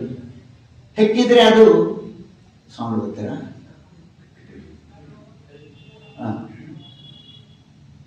ಶಾಲಗ್ರಾಮ ಶಿಲೆ, ಅದು ಶಾಲಗ್ರಾಮ ಶಿಲೆ. ಅದಕ್ಕೆ ಪಾದ ವದನ ಎಲ್ಲ ಅಷ್ಟು ಸ್ಪಷ್ಟ ಇರಲಿಲ್ಲ, ಬಟ್ ಶಾಲಗ್ರಾಮ ಶಿಲೆ ಅದು. ಅದನ್ನೆಲ್ಲ ಮತ್ತೆ ತೊಳೆದು ಆಚಾರ್ಯರ ಹತ್ರ ಬಂದ ಮೇಲೆ ಸ್ವಲ್ಪ ದಿವಸಕ್ಕೆ ಆಚಾರ ಬಂದರು. ಶಾಲಗ್ರಾಮ ಶಿಲೆ ಇದ್ದು ನಮಗೇನು, ನನ್ನಂತ ಅವನಿಗೆ ಪೂರ್ತಿ ಐಡೆಂಟಿಫಿಕೇಶನ್, ಅದರ ಗುಣಲಕ್ಷಣಗಳು ಇದೆಲ್ಲ ಗೊತ್ತಿಲ್ಲ ನಮಗೆ. ಆಚಾರ್ಯ ತೋರಿಸಿದೆ, ಇದು ಯಾವುದು, ಹೇಗೆ ಆಚಾರ್ಯ, ಇದು ಶಾಲಗ್ರಾಮ ಶಿಲೆ, ಅದರ ಪಾದ ವದನ ಅದರ ಲಕ್ಷಣ ಎಲ್ಲ ನೀನು ನೋಡ್ಬೇಕು ಅಂತ ಇಲ್ಲ. ನೀನು ಯಾವಾಗ ವೃಂದಾವನದ ಇದರಲ್ಲಿ ಆ ಗಿರಿ ಏನಿದೆ, ಗೋವರ್ಧನ ಗಿರಿ, ಅದರ ತಪ್ಪಲಲ್ಲಿ ಸಿಕ್ಕಿದ್ದು, ಅಲ್ಲಿ ಹೆಗ್ಲಿಕ್ಕೆ ಸಿಕ್ಕಿದ ಮಹಾಸನ್ನಿಧಾನ, ಪೂಜೆ ಮಾಡ್ತಾ ಬಾ ಅಂತ ಹೇಳಿದ್ರು. ಬೇರೆ ಸಾಲಗ್ರಾಮ ಎಷ್ಟು ಲಕ್ಷಣ ಇರುವ ಸಾಲಗ್ರಾಮವ ಅಷ್ಟೇ ಲಕ್ಷಣ ಅಂತ ಹೇಳಿ ತಿಳ್ಕೊಂಡು ಪೂಜೆ ಮಾಡಿಕೊಂಡು ಬಾ ಅಂತ ಹೇಳಿದ್ರು ಆಚಾರ್ಯರು. ಪೂಜೆ ಮಾಡಿಕೊಂಡು ನಾನು ಬರ್ತಾ ಇದ್ದೆ. ಅದಕ್ಕೆ ಅವ್ರು ಹೇಳಿದ್ರು ಬೇರೆ ಸಾಲಗ್ರಾಮದ ಒಟ್ಟಿಗೆ ಅದಕ್ಕೆ ಪೂಜೆ ಮಾಡಿಕೊಂಡು ಬರ್ತಾ ಇದ್ದೆ. ಪೂಜೆ ಮಾಡಿಕೊಂಡು ಬರ್ತಾ ಇದ್ರೆ ಸ್ವಲ್ಪ ದಿವಸದ ನಂತರ ಮತ್ತೆ ಪುನಃ ಆಚಾರ್ಯರು ಮನೆಗೆ ಬಂದರು. ಪೂಜೆ ಅದಕ್ಕೆ ಮಾಡ್ತಾ ಇರೋದು ನೋಡಿ ಖುಷಿ ಆಯ್ತು. ಅದರ ಒಟ್ಟಿಗೆ ಪೀಠದಲ್ಲಿ ಒಂದು ಬಲಮುರಿ ಶಂಖ, ಅದು ಯಾರೋ ನನಗೆ ಪುಣ್ಯಾತ್ಮರು ದಾನ ಕೊಟ್ಟದ್ದು, ಒಳ್ಳೆಯ ಬಲಮುರಿ ಶಂಖ, ಅದನ್ನು ಪೀಠದಲ್ಲೇ ಇಟ್ಟಿತ್ತು. ಪೀಠದಲ್ಲಿ ಇಟ್ಟಿದ್ರೆ ಆಚಾರ್ಯ ಕೇಳಿದ್ರು, ಇದೇನದು ಬಲಮುರಿ ಶಂಖ ಅಲ್ವಾ? ಹೌದು. ಅದು ಅಲ್ಲಿ ಯಾಕೆ ಇಟ್ಟದ್ದು? ಅದು ಪೀಠದಲ್ಲಿ ಇಟ್ಟು ಪೂಜೆ ಮಾಡಲಿಕ್ಕೆ ಆಚಾರ್ಯ. ಅದು ಪೀಠದಲ್ಲಿ ಇಟ್ಟು ಏನು ಮಾಡ್ತೀವಿ? ಪೀಠದಲ್ಲಿ ಇಟ್ಟು ಅದಕ್ಕೆ ಮಂಗಳಾರತಿ ಮಾಡುವಂಥದ್ದು ಸ್ವಾಮಿಗಳು ಬಂದರು. ಇದನ್ನು ಒಂದು ನಿಮಿಷದಲ್ಲಿ ನಾನು ಮುಗಿಸಿಬಿಟ್ಟು.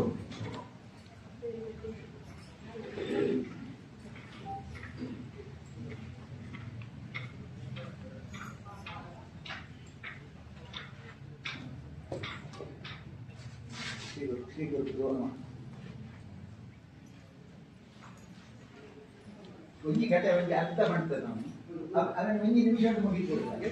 ಯಾಕಡೆ ಮಂಜಿ ಮುಕ್ಕಾಲ ಅವಧಿ ಕೊಡಿ ಆಚಾರ ಮಕ್ಕಳು ಕೊಡೋಣ ಅಂತ.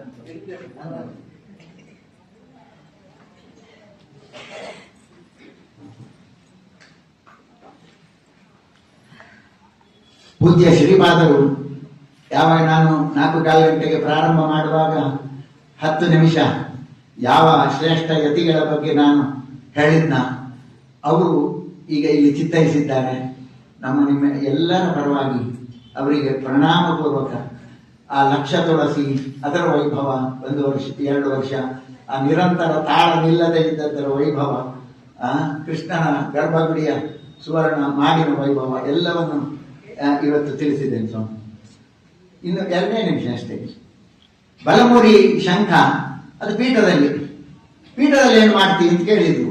ಆಚಾರ್ಯ ಮನೆಗೆ ಬಂದವರು ಪೂಜೆ ಮಾಡ್ತೇನೆ ಆಚಾರ್ಯ. ಅರೆ ಅದು ಪೂಜೆ ಮಾಡುವುದು ಯಾಕೆ? ಬಲಮುರಿ ಶಂಖ ನನಗೆ ಯಾರ ದಾನ ಕೊಟ್ಟಿದ್ರು, ಒಳ್ಳೆ ಬಲಮುರಿ ಶಂಖ. ಅಭಿಷೇಕ ಯಾಕೆ ಮಾಡುವುದಿಲ್ಲ ಅಂತ ಕೇಳಿದ್ರು. ನಾನು ಹೇಳಿದೆ, ಆಚಾರ್ಯ ಸಾಮಾನ್ಯವಾಗಿ ನಾನು ಹೇಳುವುದು ಕೇಳಿದ್ದೇನೆ, ನನಗೆ ಗೊತ್ತಿಲ್ಲ. ಬಲಮುರಿ ಶಂಖದಲ್ಲಿ ಅಭಿಷೇಕ ಮಾಡುವುದಿಲ್ಲ ಅಂತ ಹೇಳುವಂಥದ್ದು ಒಂದು ಸಂಪ್ರದಾಯವನ್ನು ನಾನು ಕೇಳಿದ್ದೇನೆ. ಹಾಗಾಗಿ ನಾವು ಪೀಠದಲ್ಲಿಟ್ಟು ಪೂಜೆ ಮಾಡ್ತಾ ಇದ್ದೇವೆ ಅಂತ ಹೇಳಿ. ಅದಕ್ಕೆ ಆಚಾರ್ಯರು ಅವರು ತಟ್ಟ ಅಂತ ಹೇಳಿದ್ರು. ಅದು ಹೇಳಿದ್ದು ತಪ್ಪಲ್ಲ. ಯಾಕೆಂತ ಹೇಳಿದ್ರೆ ಬಲಮುರಿ ಶಂಖವೇ ಲಕ್ಷ್ಮೀ ಸನ್ನಿಧಾನ.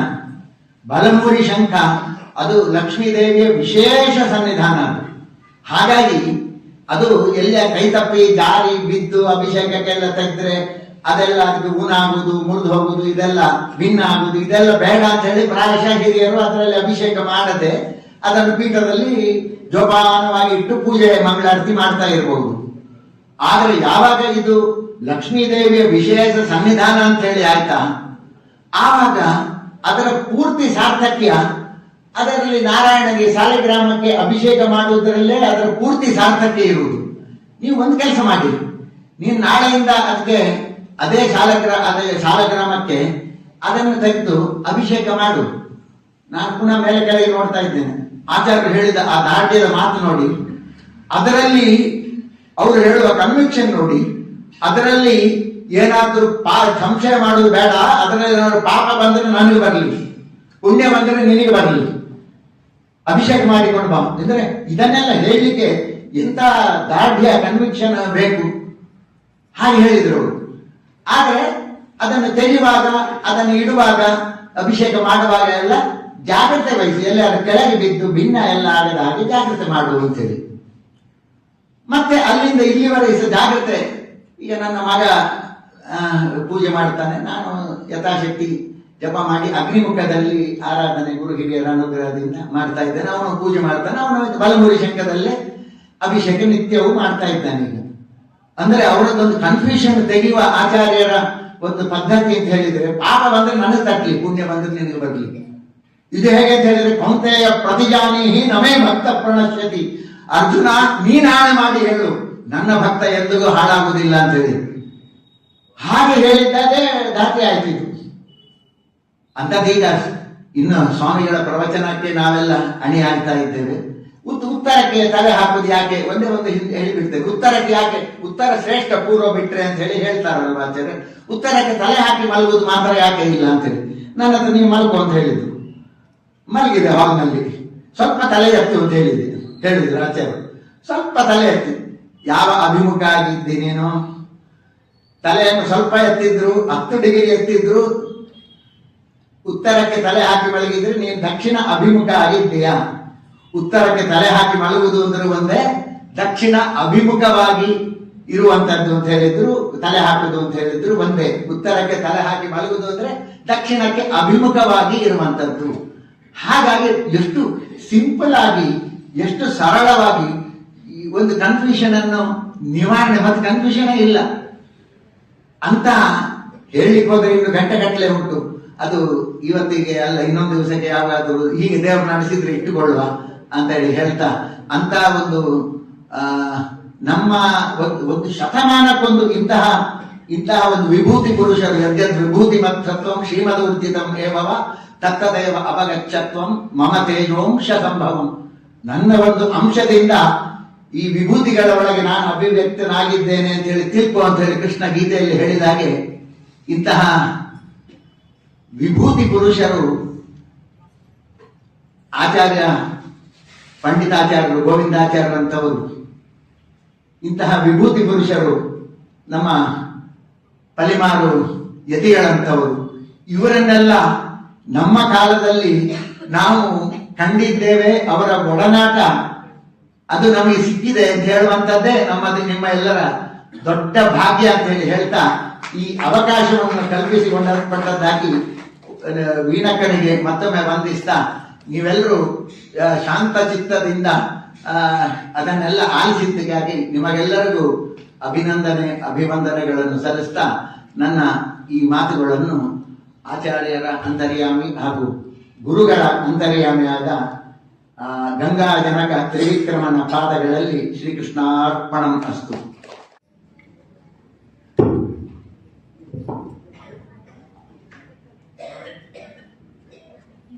ಮಲ್ಲೇಪುರಂ ಅವರಿಗೆ,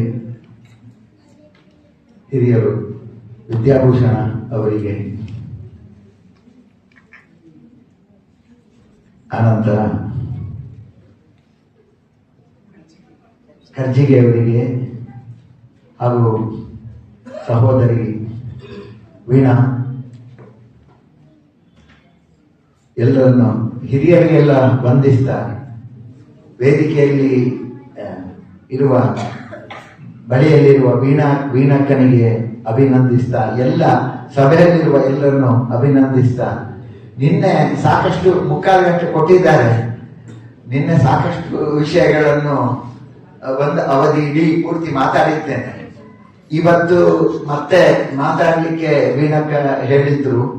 ಹೆಚ್ಚು ಹೊತ್ತು ಡಿಟೈನ್ ಮಾಡುವ ಒಂದು ಅಭಿಪ್ರಾಯ ಇಲ್ಲ. ಯಾಕೆಂತ ಹೇಳಿದ್ರೆ, ಹೇಳಲಿಕ್ಕೆ ಆಚಾರ್ಯರ ಒಟ್ಟಿನ ಒಡನಾಟದ ವಿಷಯಗಳನ್ನು ಹೇಳ್ತಾ ಹೋದ್ರೆ ಹೇಳಲಿಕ್ಕೆ ಅದು ಗಂಟೆಗಟ್ಟಲೆಯೂ ಸಾಕಾಗುವುದಿಲ್ಲ.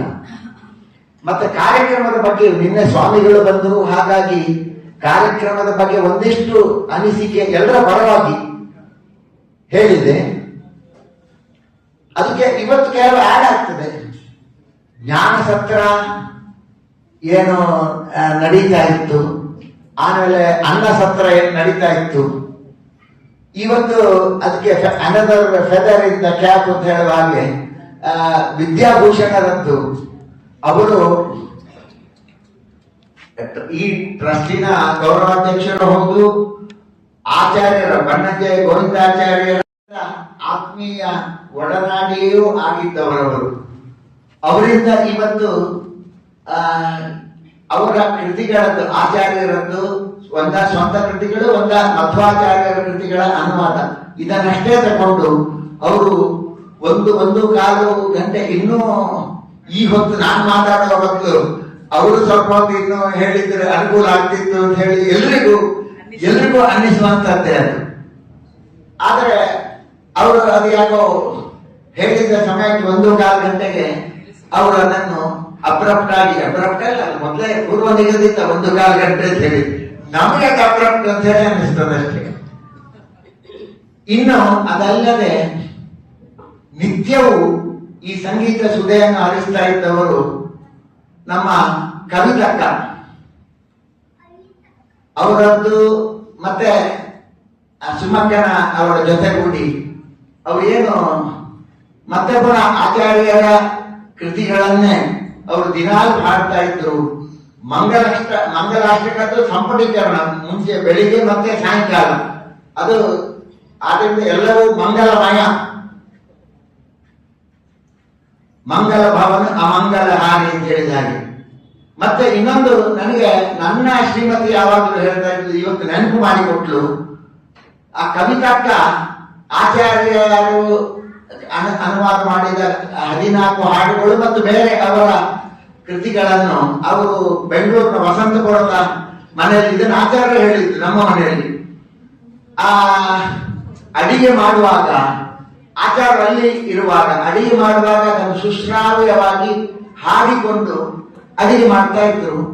ಹಾಗಾಗಿ ಆ ಹಾಡು ಅಷ್ಟು ಇಂಪಾಗಿ ಕೇಳ್ತಾ ಇತ್ತು, ಆ ಅಡಿಗೆಯು ಅಷ್ಟು ಅವರು ಶ್ರದ್ಧೆಯಿಂದ ಅದನ್ನು ಹಾಡ್ತಾ ತನ್ಮಯರಾಗಿ ಅಡಿಗೆ ಮಾಡ್ತಾ ಇದ್ದರಿಂದ ಆ ಅಡಿಗೆಯು ಅಷ್ಟು ಸೊಗಸಾಗಿ ಅದು ಆಗ್ತಾ ಇತ್ತು ಅಂತ ಹೇಳಿ ಇದು ಆಚಾರ್ಯರೇ ಹೇಳಿದ್ದನ್ನು ನನ್ನ ಶ್ರೀಮತಿ ಇವತ್ತು ನೆನಪು ಮಾಡಿಕೊಟ್ರು. ಹಾಗಾಗಿ ಅದೊಂದು ಆಯಾಮದಲ್ಲಿರುವ ಕಾರ್ಯಕ್ರಮ ಬಹಳ ಒಂದು ಸಕ್ಸಸ್ಫುಲ್ ಆಗಿದೆ. ಮತ್ತೆ ಇನ್ನೊಂದು ಆಯಾಮ ನಿನ್ನೆ ಬೇರೆಲ್ಲ ಹೇಳುವಾಗ ದೇಶ ಕಾಲ ಪಾತ್ರ. ಈ ದೇಶ ಅಂತ ಹೇಳುವಂತಿದ್ದು ಋಷಿಕೇಶ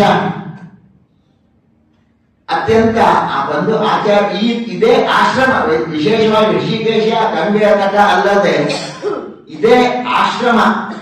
ಯಾಕೆಂತ ಹೇಳಿದ್ರೆ ಇಲ್ಲಿ ಆಚಾರ್ಯರು 1 ತಿಂಗಳಿಗೂ ಹೆಚ್ಚು ಕಾಲ ಇಲ್ಲಿ ಬಹಳ ಒಂದು ಖುಷಿಯಲ್ಲಿ ಸಂತೋಷ ಪಟ್ಟಿದ್ದಾರೆ ಅವರು ವೀಣಕ್ಕನ ಜೊತೆಯಲ್ಲಿ. ಯಾವ ನಾವು ನಿನ್ನೆ ಹೇಳಿದ ಹಾಗೆ ಇಲ್ಲಿ ಭೇಟಿ ಕೊಟ್ಟಿತ್ತು.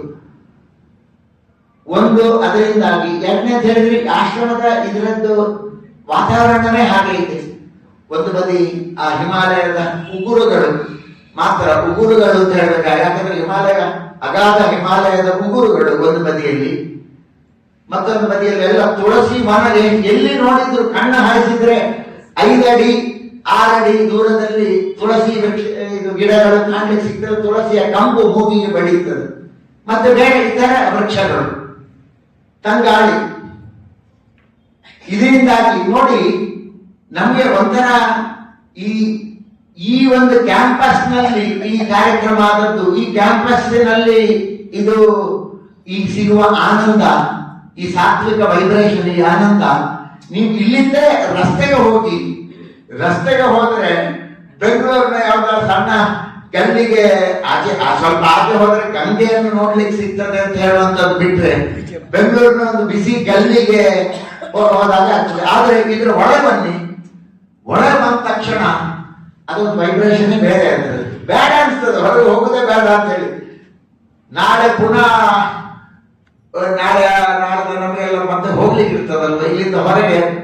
ಅದು ತತ್ಕಿಂ ಕರ್ಮಣಿ ಗೋರೆ ಮಾಂ ನಿಯೋಜಯಸಿ ಕೇಶವ ಅಂತ ಹೇಳಿದ ಹಾಗೆ ಹೊರಗೆ ಹೋಗ್ಲಿಕ್ಕೆ ಇನ್ನು ಈ ಕ್ಯಾಂಪಸ್ ನಿಂದ ಮನಸ್ಸಿಲ್ಲ. ಯಾಕೆ ದೇಶ ಕಾಲ ನೋಡಿ, ಇನ್ನು 1 ತಿಂಗಳು ಬಿಟ್ರೆ ಈಗ 1 ಡಿಗ್ರಿ ಚಳಿ ಜಾಸ್ತಿ ಆವರಿಸ್ತಾ ಉಂಟು, ದಿನಕ್ಕೆ 1 ಡಿಗ್ರಿ.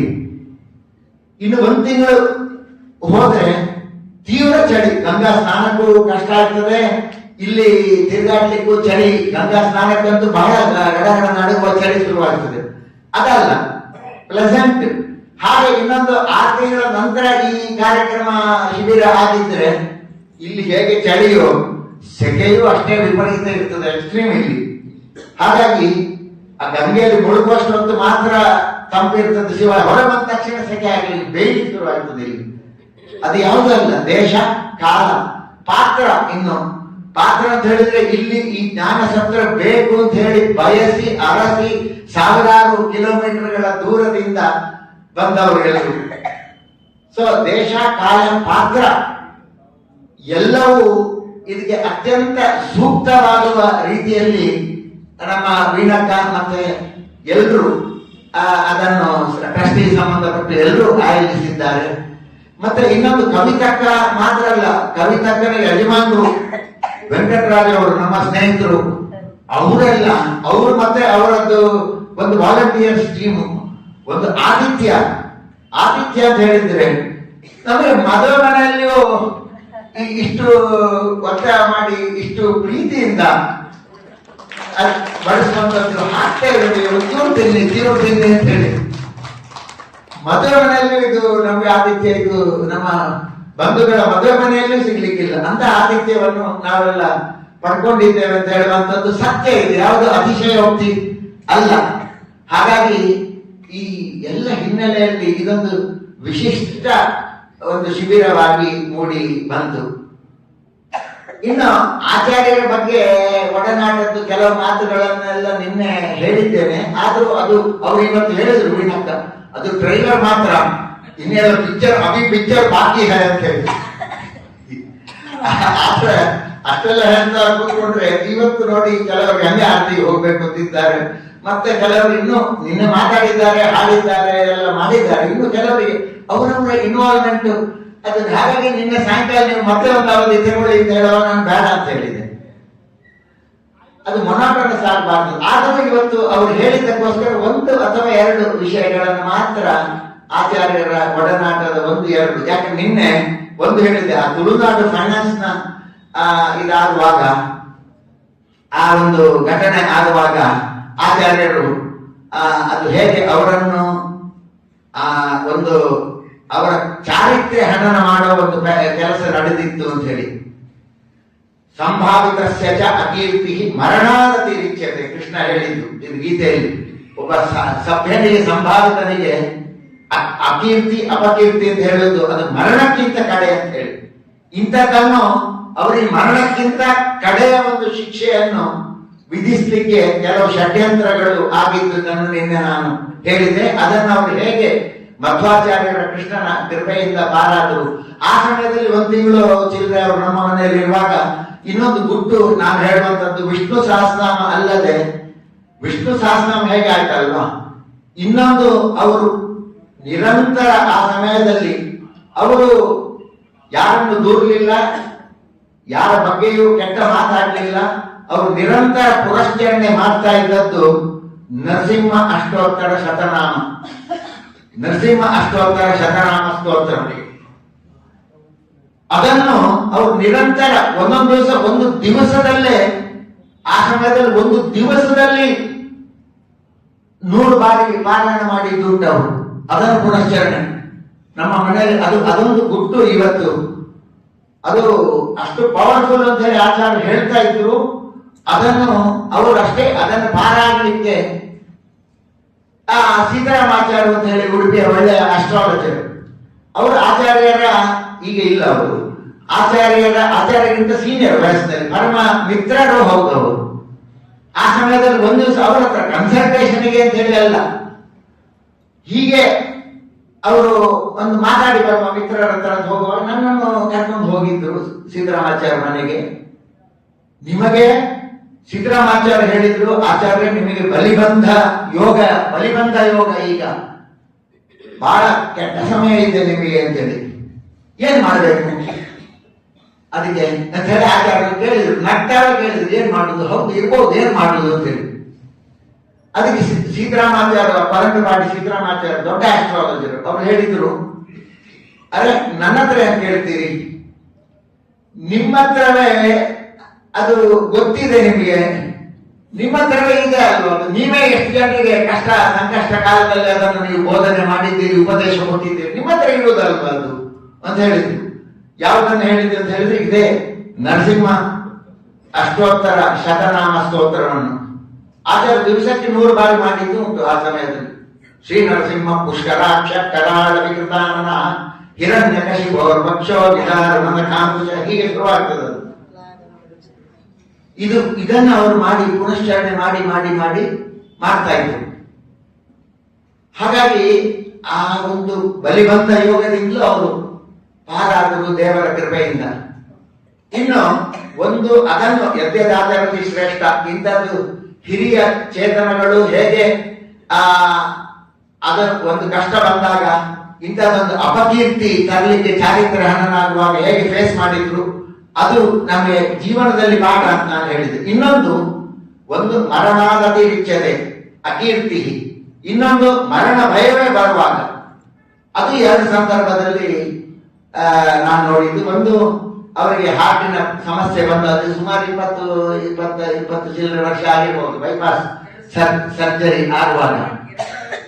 ಹೌದು, ಆವಾಗ ಹಾಗೆ ಅವರು ಇದೇ ನರಸಿಂಹ ಅಷ್ಟೋತ್ತರವನ್ನು ಪುನಶ್ಚರಣೆ ಮಾಡಿಕೊಂಡು ನಗನಾಗ್ತಾ ಡಾಕ್ಟರ್ ಜವಳಿ ಬೆಂಗಳೂರು, ನಗನಾಗ್ತಾ ಅವ್ರ ಹತ್ರವೇ ಇವರು ಒಳಗೆ ಹೋಗುವಾಗ ಅವ್ರ ಹತ್ರವೇ ಹೇಗಿದ್ದೀರಿ ಡಾಕ್ಟರ್ ಅಂತ ಕೇಳಿಕೊಂಡು ಅವ್ರ ಹತ್ರವೇ ಜೋಕ್ ಮಾಡಿಕೊಂಡು ಹೋಗುವಷ್ಟರ ಮಟ್ಟಿಗೆ ಸ್ಥಿತಪ್ರಜ್ಞಾಸ್ತವನ್ನು ಅವರು ಬೆಳೆಸಿಕೊಂಡು ಇದ್ರು ಅವರು.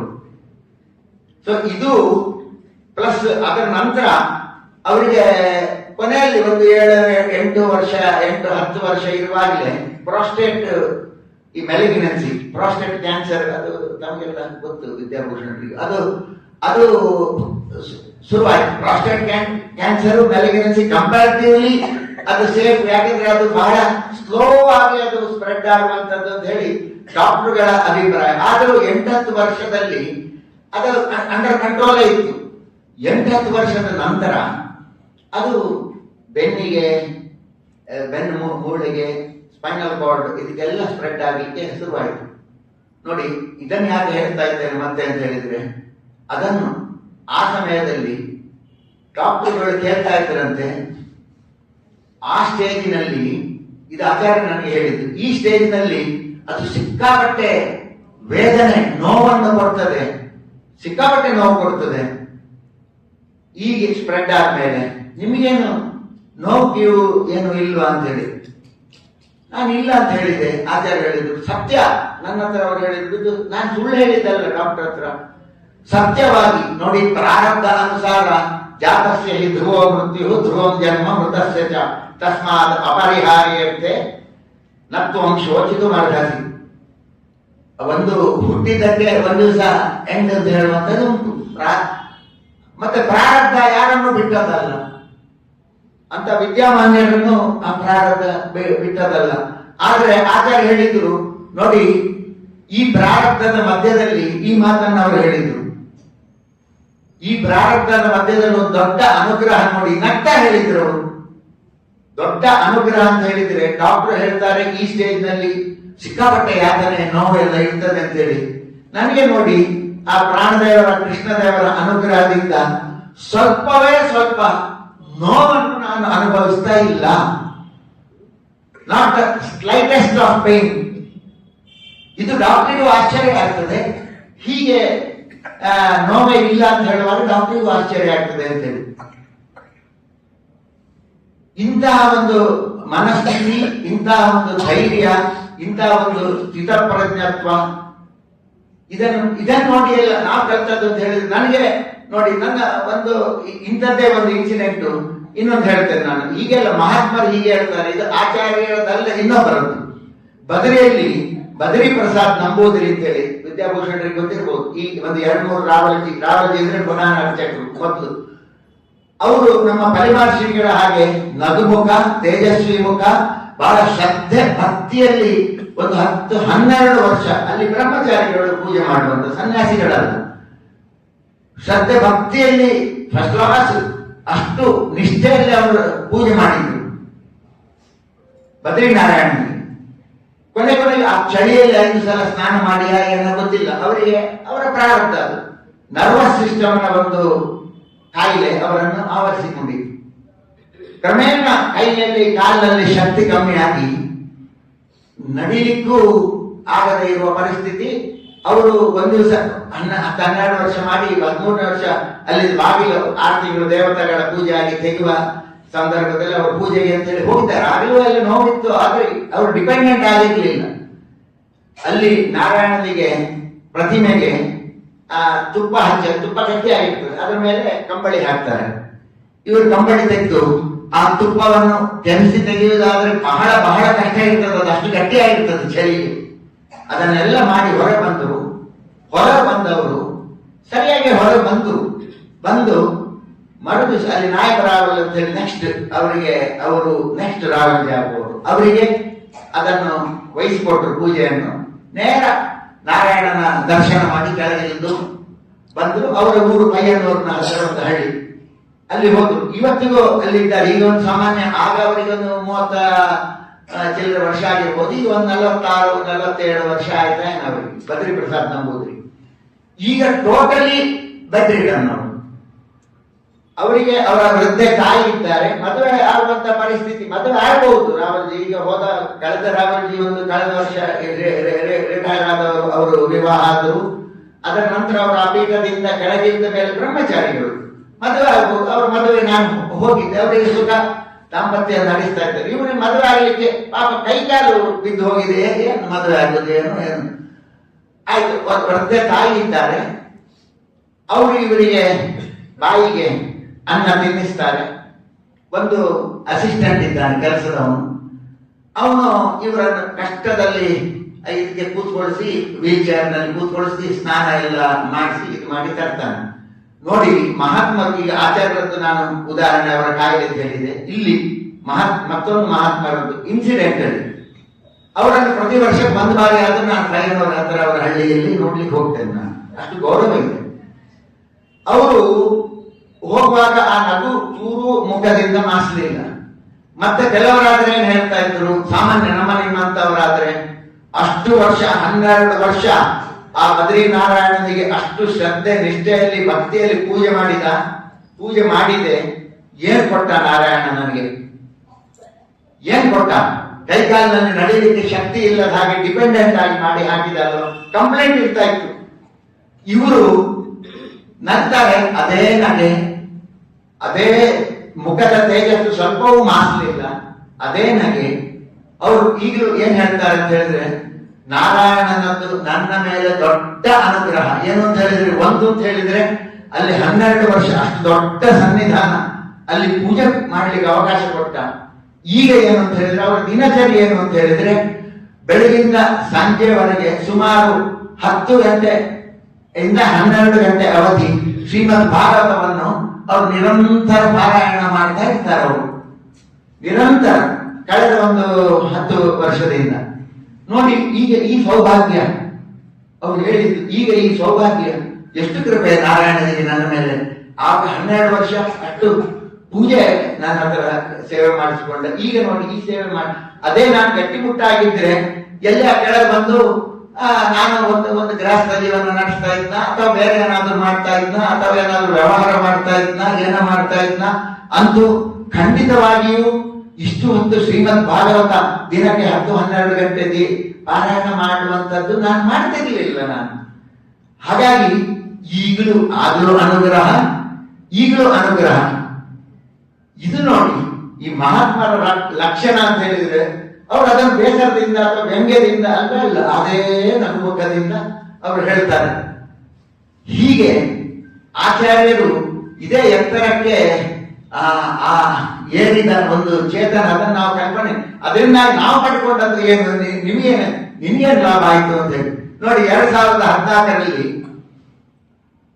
ಬದರಿಗೆ ಹೋಗುವಾಗಲೇ, ಇದು ಸ್ವಂತ ಆದರೂ ಅದಕ್ಕೆ ಲಿಂಕ್ ಆದದ್ರಿಂದ ಹೇಳಬೇಕು. ಬದರಿಗೆ ಹೋಗುವಾಗ ಅಲ್ಲಿ ಒಂದು ದೊಡ್ಡ ನಮ್ಮ ಡಾಕ್ಟರ್, ನಮ್ಮ ಮಾವನಿಗೆ ಅದು ಗೊತ್ತುಂಟು, ದೊಡ್ಡ ಮಟ್ಟದಲ್ಲಿ ಆ ಚಳಿ, ಆಗ ಮೈನಸ್, ನವೆಂಬರ್ ಕ್ಲೋಸಿಂಗ್ ಹೋದದ್ದು ನಾನು, ಮೈನಸ್ ಟೆಂಪರೇಚರ್ ಹೋಗ್ತಾ ಇತ್ತು. ಮೈನಸ್ ನಲ್ಲಿ ದೊಡ್ಡ ಜನ ಅಂತ ಹೇಳಿ ಅಂಗಿ ಹಾಕಿಕೊಳ್ಳದೆ ಪಾನಿ ಪಂಚೆ ಮೈರಾಸ್ ಉಟ್ಕೊಂಡು ಸ್ನಾನ ಕೊಟ್ಟೆ ನಾನು ಬೆಳಿಗ್ಗೆ. ಆಗ ಮೈನಸ್ ಟೆಂಪರೇಚರ್ ಬಂತು ನೋಡಿ. ಒಂದು ಹಾರ್ಟ್ ಮಯೋಕಾರ್ಡಿಯಲ್ ಇನ್ಫ್ರಾಕ್ಷನ್, ಅದಕ್ಕೆ ಮೆಡಿಕಲ್ ಟರ್ಮ್ ನಲ್ಲಿ ಹೇಳುವಂಥದ್ದು. ಅವರು ಒಂದು ಅತ್ಯಂತ ಡೇಂಜರಸ್ ರೀತಿಯ, ಇದು 2014 ಹಾರ್ಟ್ ಅಟ್ಯಾಕ್ ಬಂತು ನವೆಂಬರ್ನಲ್ಲಿ ಬದರಿಯಲ್ಲಿ. ಆಯ್ತಾ, ಅದು ಗೊತ್ತಾಯ್ತು. ಇವರೆಲ್ಲ ವಾಯು ಅಂತ ಹೇಳಿ ತಿಳ್ಕೊಂಡ್ರು, ಅದಕ್ಕೆ ಇರ್ಬೋದು ಅಂತ ಹೇಳಿ ನಾನು ಹೇಳ್ತಾ ಬಂದು, ನನಗೆ ಅದು ಒಳಗಿಂದ ಫೀಲಿಂಗ್ ಬಂತು, ಇದು ವಾಯು ಪ್ರಕೋಪ ಎಲ್ಲ ಬೇರೆ ಅಂತ ಹೇಳುವಂಥದ್ದು. ನಾನು ಮನಸ್ಸಿ ಇದು ನೋಡುವಾಗ ಆದರೂ ಸ್ನಾನ ಮಾಡಿದೆ, ಬಂದೆ. ಆ ನಂತರ ಇದೆಲ್ಲ ಮಹಾತ್ಮರ ಆಶೀರ್ವಾದದಿಂದ. ಮತ್ತೆ ಅಲ್ಲಿ ದೇವರ ದರ್ಶನ, ನಾವು ಹೋಮ ಮಾಡುವುದೊಂದು ಕ್ರಮ ಉಂಟಲ್ಲಿ ದೇವಸ್ಥಾನ ಸುತ್ತಲ್ಲಿ, ಕ್ರಮ ಪ್ರಕಾರ ಅವರು ಅಲ್ಲಿದ್ದು ಏನು ಪುರೋಹಿತರಿದ್ದಾರೆ, ಕ್ಷೇತ್ರ ಪುರೋಹಿತರು, ಅವ್ರು ಬಿಟ್ಕೊಡ್ತಾರೆ ನೀವು ಮಾಡಿ ಅಂತ ಹೇಳಿ, ಪರಿಚಯ ಇರುವುದರಿಂದ. ನಾವು ನಾರಾಯಣ ಕವಚ ಅದು ಇದೆಲ್ಲ ಹೇಳಿ ಹೋಮ, ಕೊನೆಯಲ್ಲಿ ಪುರುಷ ಸೂಕ್ತ, ಅಗ್ನಿಮುಖದಲ್ಲಿ ಎಲ್ಲ ಆಯ್ತು. ನಾರಾಯಣನಿಗೆ ಭೋಗ ಮಹಾನೈವೇದ್ಯ, ಮಧ್ಯಾಹ್ನದ ಮಂಗಳಾರತಿ ಅದಾಗಿ ಕೆಳಗೆ ಬಂದು, ಅಷ್ಟೊತ್ತು ಅಸಾಧ್ಯ ಹೋಮ ಮಾಡಿದ್ದು ಅಂತ ಹೇಳಿದ್ರೆ, ವಜ್ರಾಸನದಲ್ಲಿ ಕೂತ್ಕೊಂಡು ಹೀಗೆ ಬಗ್ಗೆ, ಯಾಕಂದ್ರೆ ಇಲ್ಲಿ ಪ್ರೆಸ್ ಮಾಡ್ತಾ ಇದ್ದೇನೆ ನಾನು, ಇಲ್ಲದ್ರೆ ಅಷ್ಟು ಅಸಹನೀಯ ಎದೆ ನೋವು. ಕೊನೆಗೆ ಅಲ್ಲಿ ಆಜ್ಯ ಹಾಕುವಾಗ ಇಲ್ಲಿ ಕಣ್ಣಲ್ಲಿ ಸಹ ನೀರು ಬರ್ತಾ ಉಂಟು.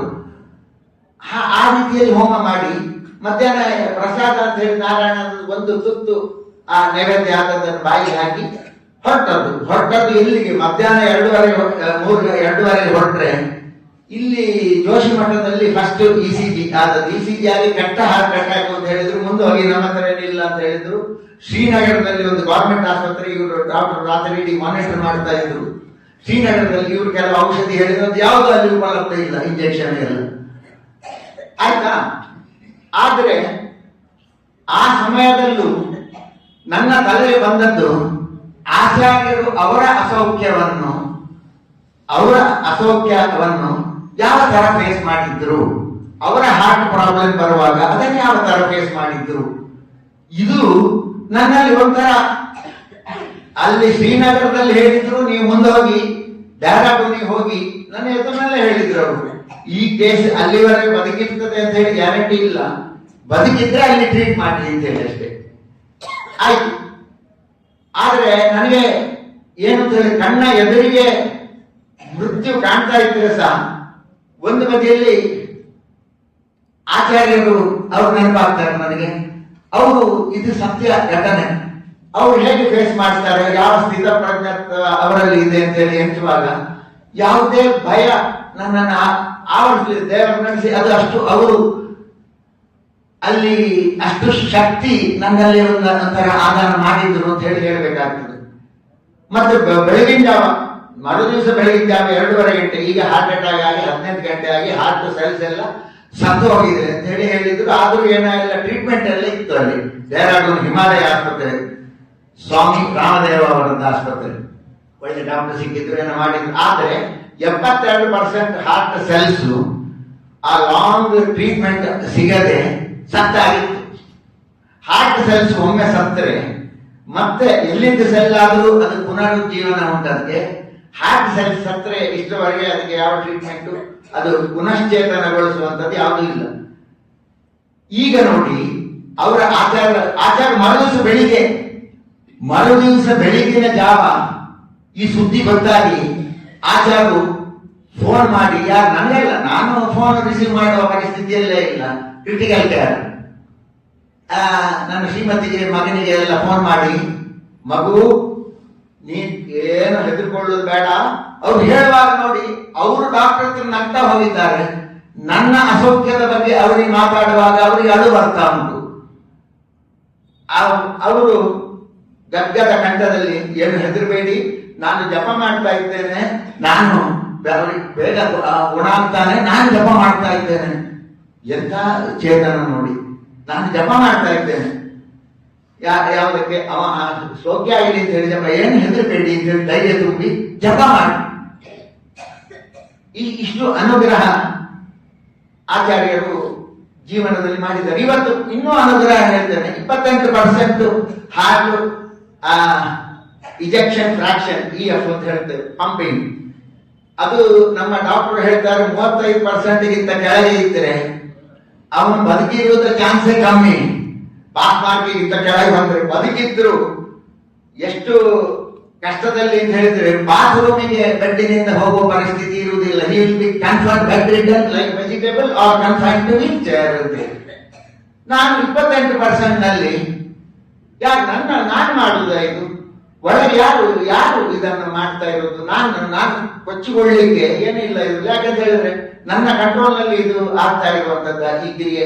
28% ನಲ್ಲಿ ಇಷ್ಟೆಲ್ಲ ಓಡಾಡಿಕೊಂಡು ಕಾರ್ಬಾರ್ ಮಾಡಿಕೊಂಡು ನಿಮ್ಮ ಎದುರಿನಲ್ಲಿ ಇದು ಬಂದು ಬದಲಿಗೆ ಹೋಗಿ ಬಂದು ಗಂಗೆಯಲ್ಲಿ ದಿನ ಬೆಳಿಗ್ಗೆ ಚಳಿಯಲ್ಲಿ ಮುಳುಗಿ ಇದು ಮಾಡಿ ಅದನ್ನೆಲ್ಲ ಡಾಕ್ಟರ್ ಬಂದೇ ಕೂಡ ಚೆಕ್ಅಪ್ ಹೋಗುವಾಗ ಹೇಳಿದ್ರು, ಹಾಗೆ ಮುಳುಗಿದ್ರೆ ಎಲ್ಲ ಇದೆಲ್ಲ ಹಾರ್ಟ್ ಸಡನ್ ಅರೆಸ್ಟ್ ಆಗುವುದು ಚಳಿಗೆ, ಯಾಕೆ ಇರುವುದರಿಂದ ಏನಾಗುವುದಿಲ್ಲ. ಯಾರು ಎಲ್ಲಿವರೆಗೆ ಆ ಪರಮಾತ್ಮನದು ಪ್ರಾಣದೇವರ ಅನುಗ್ರಹ ಇರ್ತದೆ, ಎಲ್ಲಿವರೆಗೆ ಈ ಆಚಾರ್ಯ ಗೋವಿಂದಾಚಾರ್ಯರಂತವರು ಅವರ ಏನು ಆಶೀರ್ವಾದ ಅನುಗ್ರಹ ನಮ್ಮೊಟ್ಟಿಗೆ ಇರ್ತದೆ, ಅಲ್ಲಿವರೆಗೆ ಯಾವ ಒಂದು ಶಕ್ತಿಯು ಏನು ನಮ್ಮನ್ನು ಕೂದಲನ್ನು ಮುಗಿಸ್ಲಿಕ್ಕೆ ಸಾಧ್ಯ ಇಲ್ಲ.